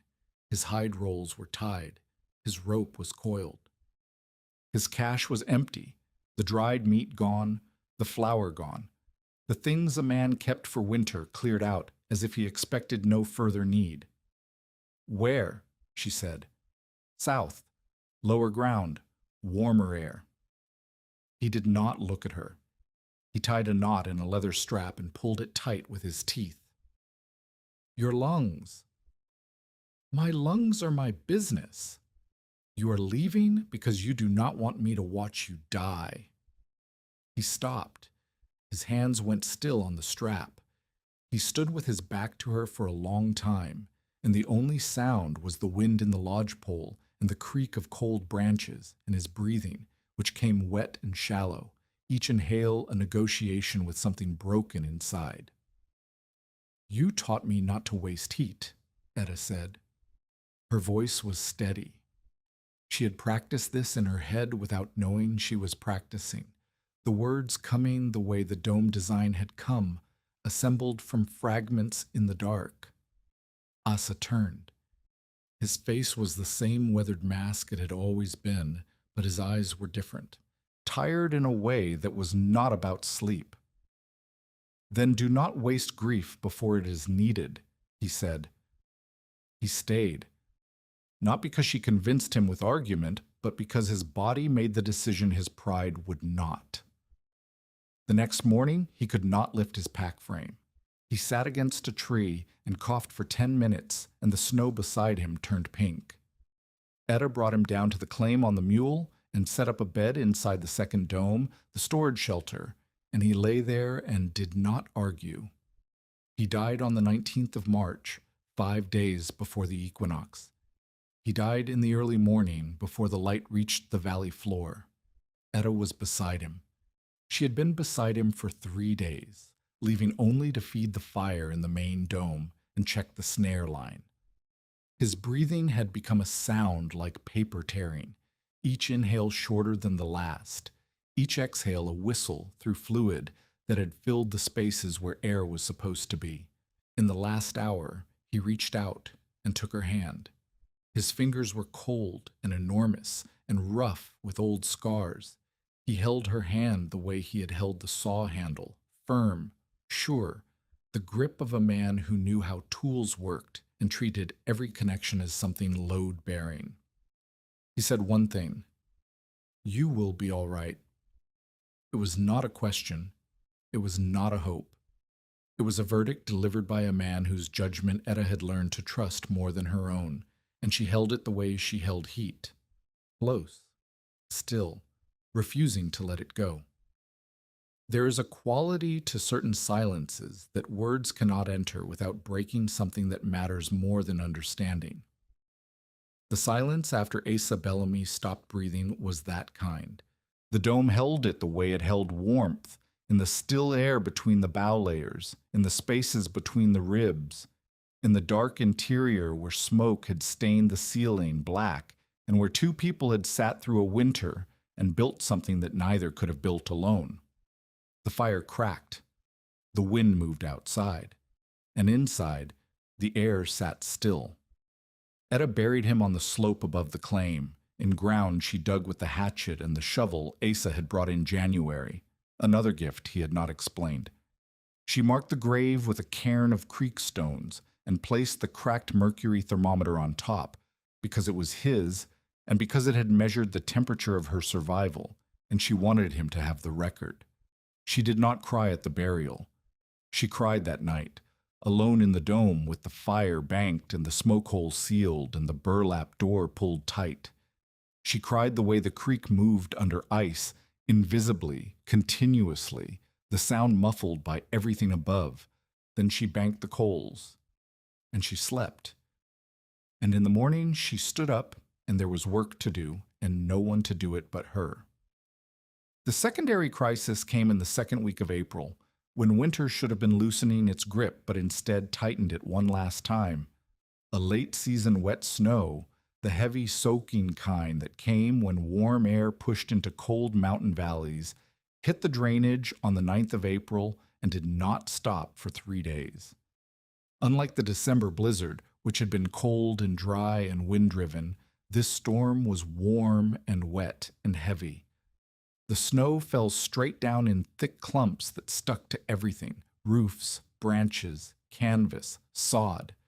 It accumulated fast, 6 inches an hour at the worst, and the weight was enormous. Dry powder weighed next to nothing. Wet snow weighed everything. 3 families at a half-built camp 2 miles below the Wickiup claim found themselves in trouble on the second day. Their cabins were new, framed in the fall, roofed in early winter with poles, bark, and a thick sod layer that was supposed to shed water and insulate against cold. The sod had worked through the dry, cold months. Now, saturated with meltwater and loaded with wet snow, the sod roofs became dead weights pressing down on pole rafters that had been cut thin to save time. The first roof sagged on the morning of the second day. By afternoon, cracks ran along the ridgepole. By evening, the families were afraid to sleep inside. Cottle, the miner who had built a dome in his shaft house, rode up to the Wickiup claim through the storm and told Etta what was happening. 2 cabins with failing roofs, 7 adults, 4 children. No shelter if the roofs came down. Too much snow to walk out to Leadville. Etta did not hesitate. She loaded the mule with rope, the crosscut saw, and a bundle of pre-cut saplings she had stockpiled for repairs to her own dome. She followed Cottle down the drainage. She arrived at the camp to find what she expected. 3 cabins with sod roofs bowed inward, one already showing a crack in the ridgepole wide enough to see sky through. The families stood in the snow between the cabins, holding blankets over their children, looking at their homes the way people look at something they trusted that has begun to fail. Etta assessed the structures. The weakest cabin, the one with the cracked ridgepole, was beyond saving. The roof would come down within hours. The other 2 might hold if the snow stopped, but the snow was not stopping. She told them to evacuate the weakest cabin. She told them not to take everything, bedding, food, tools only. She told them to leave the furniture because furniture could be rebuilt and children could not. Then she built. Not a dome inside the cabin. The cabin was too dangerous to enter. She built low bough shelters in the lee of the 2 stronger cabins, using the cabin walls as windbreaks on one side and saplings bent into half domes on the other 3. She showed 2 of the men how to drive saplings into the ground and bend them. She showed the women how to layer boughs and pack duff. She worked beside them, not above them, her hands black with pitch and her wrist, still scarred from the October burn, aching in the cold. The technique was Asa's. The bow direction was his lesson. The low air inlet was his. The raised sleeping surface, she built it with poles and brush inside each shelter, explaining as she worked that the ground steals heat and the air beneath a platform does not. Every word she spoke was as knowledge coming through her hands. They finished 2 half-dome shelters before dark, not elegant, not sealed as tight as her dome on the claim, but enclosed, insulated, wind-blocked, and small enough to heat with body warmth alone. The weakest cabin's roof collapsed at midnight. The sound traveled through the storm, a deep, slow crumpling like a giant sitting down, and the families in the shelters heard it and held their children closer and said nothing. Orson Vale arrived the next morning with two roadmen. He found the collapsed cabin, the two intact cabins groaning under snow load, and two bough shelters tucked against the lee walls with smoke rising from their peaks. 11 people inside, all alive, all warm enough. Vale looked at the shelters. He looked at Etta, who was crouching in the snow, feeding sticks into the fire inside the larger shelter through the air inlet. She was thinner than she had been in December. Her eyes had a steadiness they had not held before, not hardness, but certainty, the look of a person who has tested their knowledge against the worst and found it sufficient. "She told us what to do," said a man named Goss, one of the camp fathers. "We built it, but the design is hers." "The design is not mine," Etta said. She did not look up from the fire. "I learned it from a man who learned it from this country." Vale did not ask who. He looked at the bough shelters and the 11 living people inside them, and the collapsed cabin whose conventional roof had folded under the weight that the curved, low shelters had shed, and he said what he had come to say. "When this melts, I am bringing Parch up here to see what you have built, you filing your claim with me as witness. If Rel objects, he can explain to a hearing officer how the woman he abandoned saved more lives this winter than any man on the drainage. If this story reminds you why preparation is not fear but care before the storm arrives, share it with someone who needs to hear it." Rel's final move came the week after the April storm. He filed a formal statement with the land office claiming that Etta's dwelling was not a lawful structure because it lacked a permanent roof, and that her residence was therefore fraudulent. He did not come to the claim to file it. He sent it through Parch, on paper, from Leadville, where he had spent the winter after losing his horse and 2 of Garza's fingers to the same December storm that Etta's dome had survived. The statement would be answered at a hearing. The hearing would come in May or June, when the roads opened and the land office scheduled its docket. Etta had weeks to prepare, but the threat was real. If the hearing officer sided with Rel, if the legal definition of dwelling required a permanent roof and a conventional structure, then everything she had built and everyone she had kept alive would mean nothing on paper. Orson Vale told her not to worry. Lita told her the truth would be enough. Cottle offered to testify. The Goss family offered to testify. Thomas, whose fingers had healed and whose feet had kept all 10 toes because of burlap-wrapped hot stones in a brush dome, offered to testify. Etta listened to all of them, and then she walked up the slope to Asa's grave and stood in the late spring mud with the creek roaring below and the snow retreating up the ridge and the first green shoots pushing through the brown meadow. She stood there for a long time. She did not speak to the grave because Asa had never been a man you spoke to when he was not listening. She spoke to the air, which was warm for the first time in 5 months, and to the stillness, which she had learned to trust.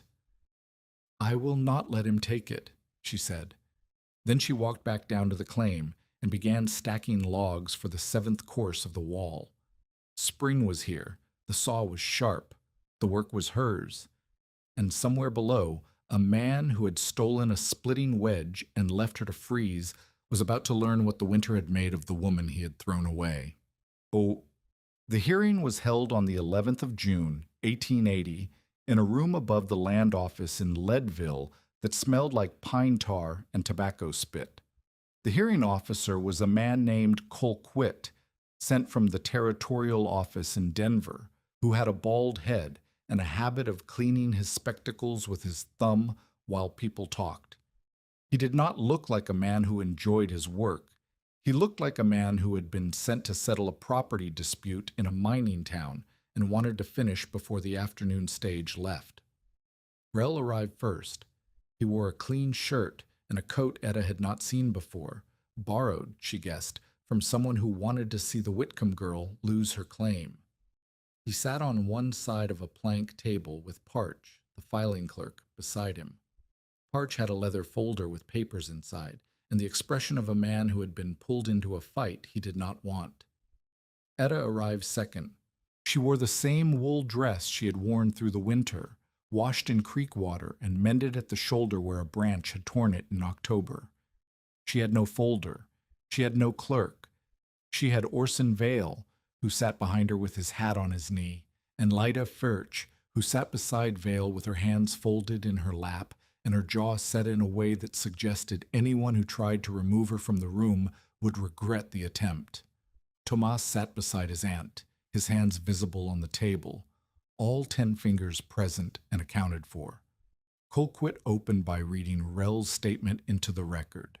The statement claimed that Etta Whitcomb had not established a lawful residence on the claim because her dwelling lacked a permanent roof, did not meet the standard of a habitable structure, and was therefore insufficient to satisfy the improvement requirement of the Homestead Act. The statement further claimed that Etta had not been in continuous residence, and that any improvements made were temporary in nature and could not constitute the improvement of land as the law intended. Rell spoke first. He was calm and precise. He described the claim as he had last seen it in October: 4 walls and no roof, a pile of brush inside, no stove, no chimney, no door that a reasonable person would recognize as a door. He described Etta as a woman without construction skills or frontier experience who had been left on the claim by circumstance, not by choice, and who had no means of improving it to the standard the law required. He spoke about the duty of the land office to maintain standards, to ensure that claims were held by people who intended to build, to work, to make the land productive. He did not mention the splitting wedge he had taken. He did not mention the paper he had tried to force her to sign. He did not mention the 2 freight hands who had watched him remove his dead father's tool from his living sister's claim. He told the story the way a man trims a hide, cutting away everything that did not serve the shape he wanted. Colquitt cleaned his spectacles. "Miss Whitcomb," he said, "your response." Etta did not argue with Rell's description. She did not call him a liar. She did not raise her voice or plead or appeal to sympathy. She told Colquitt what she had built and why, and she told it the way she had learned to tell things from a man who had taught her that the strongest argument was the one you could put your hand on and feel. She described the dome, 12 feet across, shoulder height at center, 14 sapling ribs at 10-inch spacing, driven into a circular trench and lashed at the crown with rawhide. Bough layers shingled in 4 courses, needles down, with dry duff insulation 4 to 6 inches thick between each course. Entry tunnel angled southeast away from prevailing wind. Smoke hole with a bark flap operable from inside. Low air inlet cut at the base of the doorway for draft. Raised sleeping platform 6 inches off the frozen ground. Fire pit sized for a 2-fist fire that consumed a 1/4 cord per month instead of a full cord per week. Colquitt wrote nothing down. He watched her. She described the December storm. 30 degrees below zero on the thermometer. 3 days of wind and snow that buried the log walls to the 5th course. A boy found half dead on the trail, dragged through the snow on a rope, brought inside the dome, warmed through the night with heated stones wrapped in burlap, alive in the morning. She described the 2 cups of water she had placed as a test, the one outside the dome frozen solid into a white plug of ice, the one inside still liquid at the rim. She described the April storm, 3 families with failing sodden pole cabin roofs that sagged and cracked under wet snow.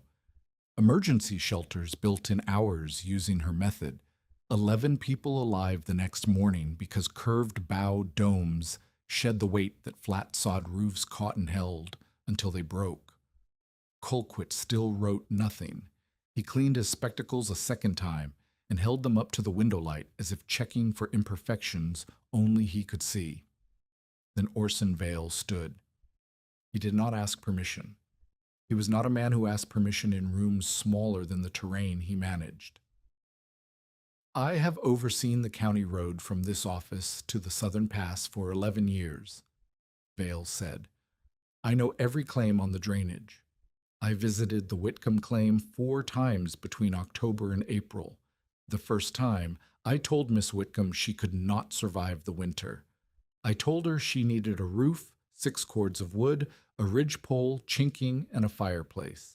I told her she could not do what her father could not do. He paused. The room was still. I was wrong on every count. He described what he had seen, the dome standing inside the roofless walls, smoke rising from the peak after the worst storm in 5 years, the boy alive on the sleeping platform, the chinking that held. He described the road station he had built using Etta's design, the half-dome inside the lean-to at the pass, which had kept 2 roadmen warm and working through the rest of the winter without a single lost shift. The structure Miss Whitcomb built is not a conventional dwelling, Vale said. It is better than a conventional dwelling for the conditions she faced. I've seen roofed cabins fail in the same storms her shelter survived. Men with stoves and chimneys and sod roofs and proper doors lost fingers and toes, and lives in the same winter this woman survived inside a dome of bent saplings and pine boughs. The improvement she made to that land is not a roof. It is a method, and the method works. I will swear that on any document this office requires. Lyda spoke next. She described her nephew's condition when Etta dragged him through the entry tunnel. She described the hot stones, the burlap wrapping, the night of crisis when the boy stopped shivering and the silence was worse than the shaking. She described her own wash shack dome, built after she saw Etta's design, which had kept her warm through February and March for the first time since her husband's death. Then she described Piet, his cabin, his roof, his stove, his chimney that cracked and filled the room with smoke, his body in the snow, in his underclothes, because he had chosen cold air over poison air, and the cold had taken him before morning. Her voice broke. She stopped. She pressed her hands flat on the table and breathed. The room waited. Colquitt set his spectacles down and did not touch them again. My husband had everything this office says a dwelling needs, Lyda said. He still died. Miss Whitcomb had none of it. She lived. If you tell me her method is not sufficient, you tell me my husband died in a sufficient home, and that is a lie I will not sit here and accept. Thomas held up both hands, all 10 fingers. He did not need to say anything else, but he said it anyway, in the thin voice of a boy who had almost died and knew it. She pulled me out of the snow and put hot stones on my feet, and I am here because of what she built. The Goss family had sent a written statement describing the April rescue. Cottle had sent a statement describing his shaft house dome that had held through every storm since December. 2 freight men from Vale's road station had signed a joint statement that the half-dome at the pass was the warmest shelter on the county road. Rell sat through all of it with his jaw tight and his hands flat on the table, and his eyes fixed on a point somewhere past the wall where he did not have to meet anyone's gaze. When the testimony finished, Colquitt turned to him. Mr. Whitcomb, you stated that the claim lacks a permanent roof. You stated that the dwelling is insufficient. Do you wish to respond to the testimony? Rell looked at the table. He looked at Etta. He looked at the window where sunlight came through dust-clouded glass and laid a bright square on the floor between them. She is my father's daughter, he said. It was not clear whether he meant it as concession or insult, and perhaps he did not know himself. Colquitt ruled in Etta's favor. He recorded that the claim showed evidence of continuous residence from October 1879 through the present date, meaningful improvement including shelter construction and land maintenance, and habitable dwellings sufficient to sustain life through winter conditions. He noted in his finding that the structure, while unconventional in design, had been tested under extreme conditions and had performed to a standard that exceeded several conventional structures in the same district during the same period. He granted Etta's standing to continue toward patent. Rel left the room without speaking to anyone. Parch gathered his folder and followed. The door closed behind them, and the sound of their boots on the stairs was the sound of a legal claim collapsing under the weight of evidence it had never been built to carry. Etta sat at the table after they left. Her hands were still. Vel put his hand on her shoulder, briefly, the way a man touches a fence post to confirm it is solid and can bear weight, and then he left. Lyda waited. "He will come back," Lyda said quietly. "Men like that always come back." "I know," Etta said, "but not today." The summer and fall of 1880 were the months Etta built a life instead of a shelter. She raised the log walls to 8 courses with the cross-cut saw Asa had given her and the help of Cottle, who came up twice a week and worked in exchange for bow dome instruction he could use at shaft house shelters in the mining camps. She seated a ridgepole, 2 men, and a rope slung over a high branch, the method her father had planned to use, and laid rafters and a bark and pole roof covered with sod cut from the meadow. The cabin had a roof at last. It had a door made of planks split with a borrowed wedge and hung on leather hinges. It had a chimney of stacked creek stone mortared with clay, but she kept the dome inside. She kept it because it worked. She kept it because the dome, heated by a small fire, was warmer than the full cabin heated by the chimney. She kept it because the dome was where she slept and where the air was still, and she had learned to trust stillness the way other people trusted walls. The cabin was the frame. The dome was the home. The teaching began that fall. Etta cleared a flat area behind the cabin, stumps pulled, ground leveled, and built a rack from peeled poles where saplings hung by thickness, thumb width on the left, wrist width on the right. Bough bundles were stacked by species beneath a canvas lean-to that kept them dry and flexible. When new claimants came up the road, and they came because Leadville was still growing, and the land office was still filing, and the drainage was still open, Etta met them at the yard and offered instruction before they started building.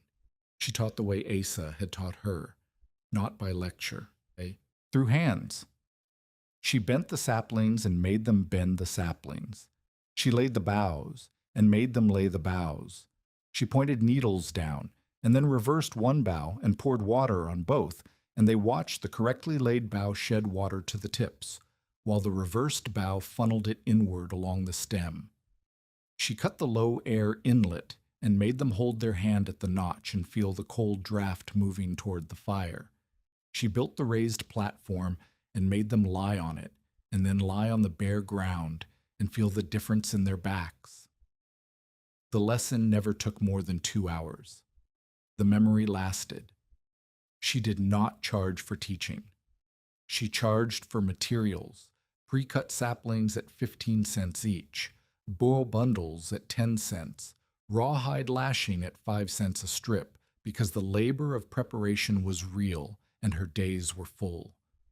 But the knowledge was free. The knowledge had been given to her freely by a man who had learned it from the mountains and from people who had lived in those mountains for longer than his language had words, and she would not put a price on what the land itself had provided. By the first snow of 1880, 4 new claims on the drainage had some version of the dome, either as a primary shelter inside unfinished walls or as a winter sleeping space inside a completed cabin. 2 freight stations on the pass road used half-domes built against lean-to walls. Vale's road crew slept warm for the first time in the station's history. The phrase that followed the method was not Etta's name. It was the phrase Vale had used on the morning after the December storm, repeated by others who had heard it from him and from each other, a smaller winter inside the walls. Callum Rusk arrived in early November on a mule he had ridden from the Gunnison drainage over the pass. He was 34, lean as a fence rail, with hands calloused in patterns Etta recognized, the calluses of a man who worked with rope and hide and wood, not with a pen or a pick. He had been a trail partner of Asa Bellamy's in the early 70s, guiding Army survey crews through the San Juan country, and he had come to the Arkansas drainage because he had heard that Asa had died on a claim above Leadville and wanted to see the grave. Etta took him up the slope to the cairn. He stood there for a long time without speaking. He took off his hat and held it against his chest and looked at the creek stones and the cracked thermometer Etta had placed on top and the lodge-pole timber rising behind. And whatever he felt, he kept inside the way Asa had kept things inside, not hidden but held, the way you hold heat in still air. "He wrote me a letter in January," Callum said. "He said he had found someone on this mountain who understood the principle he had spent 30 years trying to explain to people who did not want to listen." "What principle?" "That small and warm is worth more than large and cold."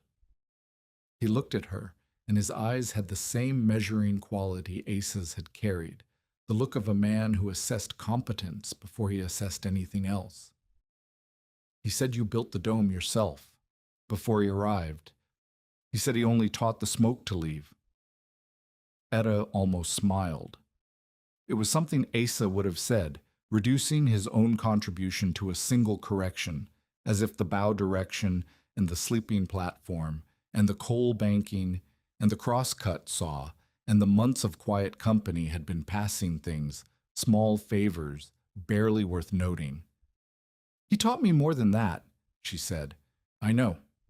Callum put his hat back on. "He would not have written the letter if you had not been worth the teaching." Callum stayed, not because Etta asked, she did not ask, but because there was work on the claim that needed more hands than hers, and he was a man who recognized work the way Asa had recognized competence, without needing to be told, without needing to be invited. He split wood. He chinked the upper log courses with moss and clay where the fall frost had cracked the summer daubing. He repaired the sod roof where the first freeze had opened seams. He worked alongside Etta without comment on her methods, and without attempting to replace them with his own. When she told him the dome stayed, he nodded as if this were obvious, as if any reasonable person would keep the warm heart of a structure that had proven itself in 30 below cold, regardless of what was built around it. When she showed him the teaching yard, he examined the sapling rack and the bough bundles and said, "You will need a second rack by January." He was right. By January, enough claimants had come for instruction that the single rack was empty every week, and Etta was cutting saplings faster than she could replace them. Callum built the second rack, then a third, then a covered lean-to over the bough bundles so they stayed dry and pliable instead of freezing brittle in the open air. They did not court the way people in parlors court, with formal language and chaperones and a single clarifying conversation in a garden. They courted the way people on a working claim in the Rocky Mountains court, by doing things together, day after day, in cold and mud and wind and sun, until the labor became a partnership, and the partnership became something neither of them needed to name because it was written in every fence post set, every sapling bent, every fire banked, every meal eaten across a flame that neither of them had to tend alone anymore. Etta noticed the day she stopped thinking of the claim as hers and started thinking of it as theirs, and she noticed that the shift had happened without a conversation, the way good chinking sets without being watched. Callum proposed in the spring of 1881.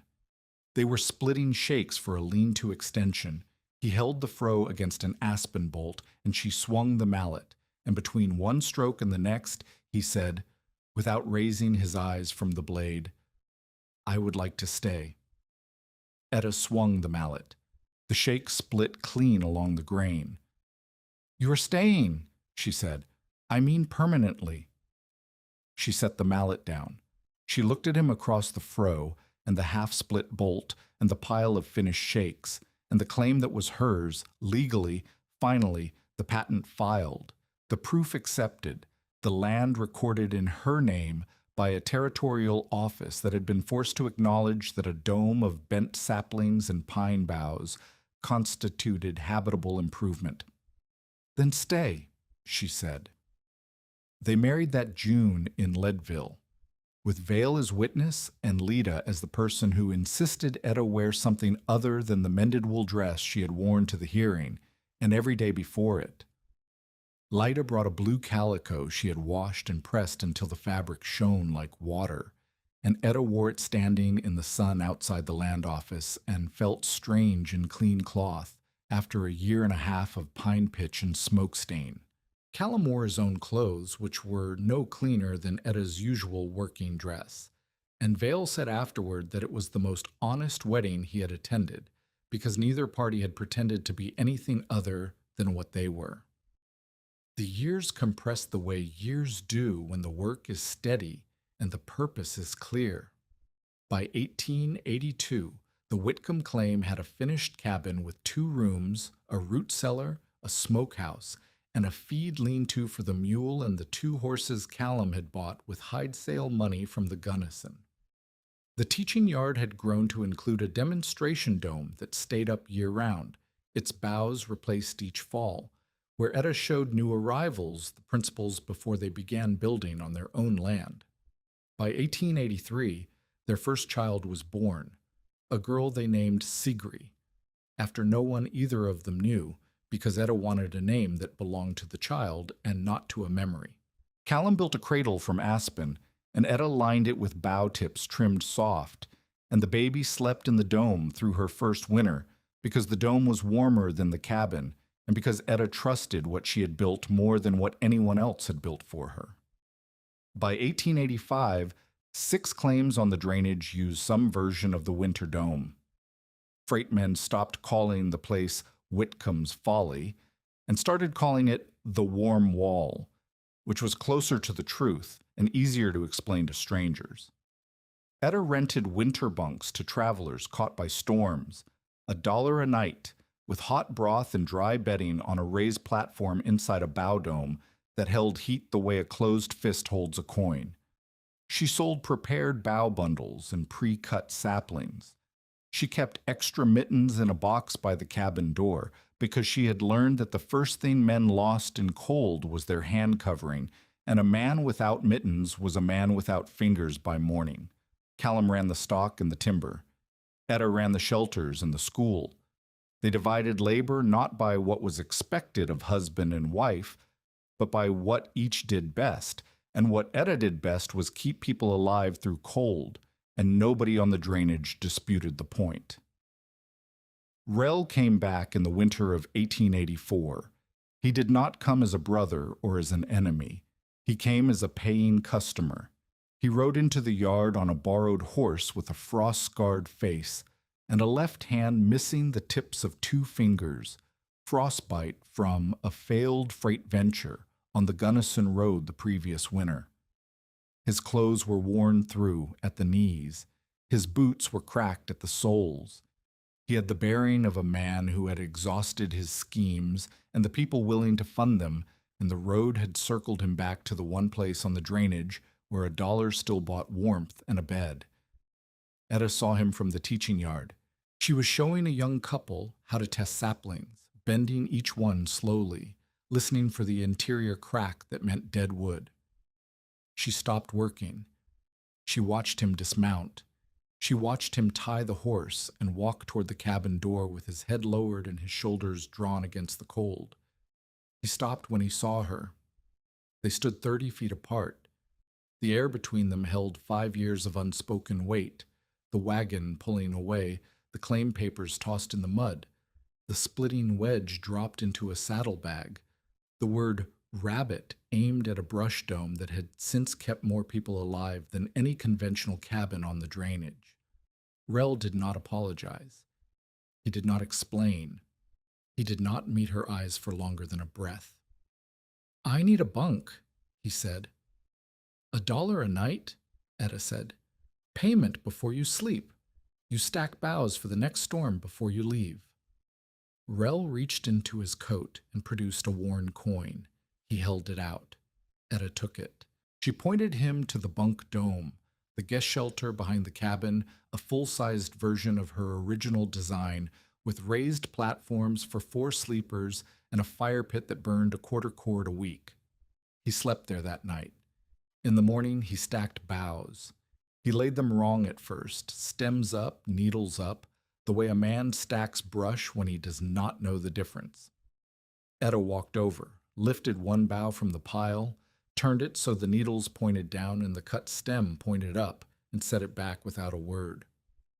The same correction Asa had given her on the 8th day of construction in October 1879. Rel looked at the bough. He looked at her. Something moved behind his face.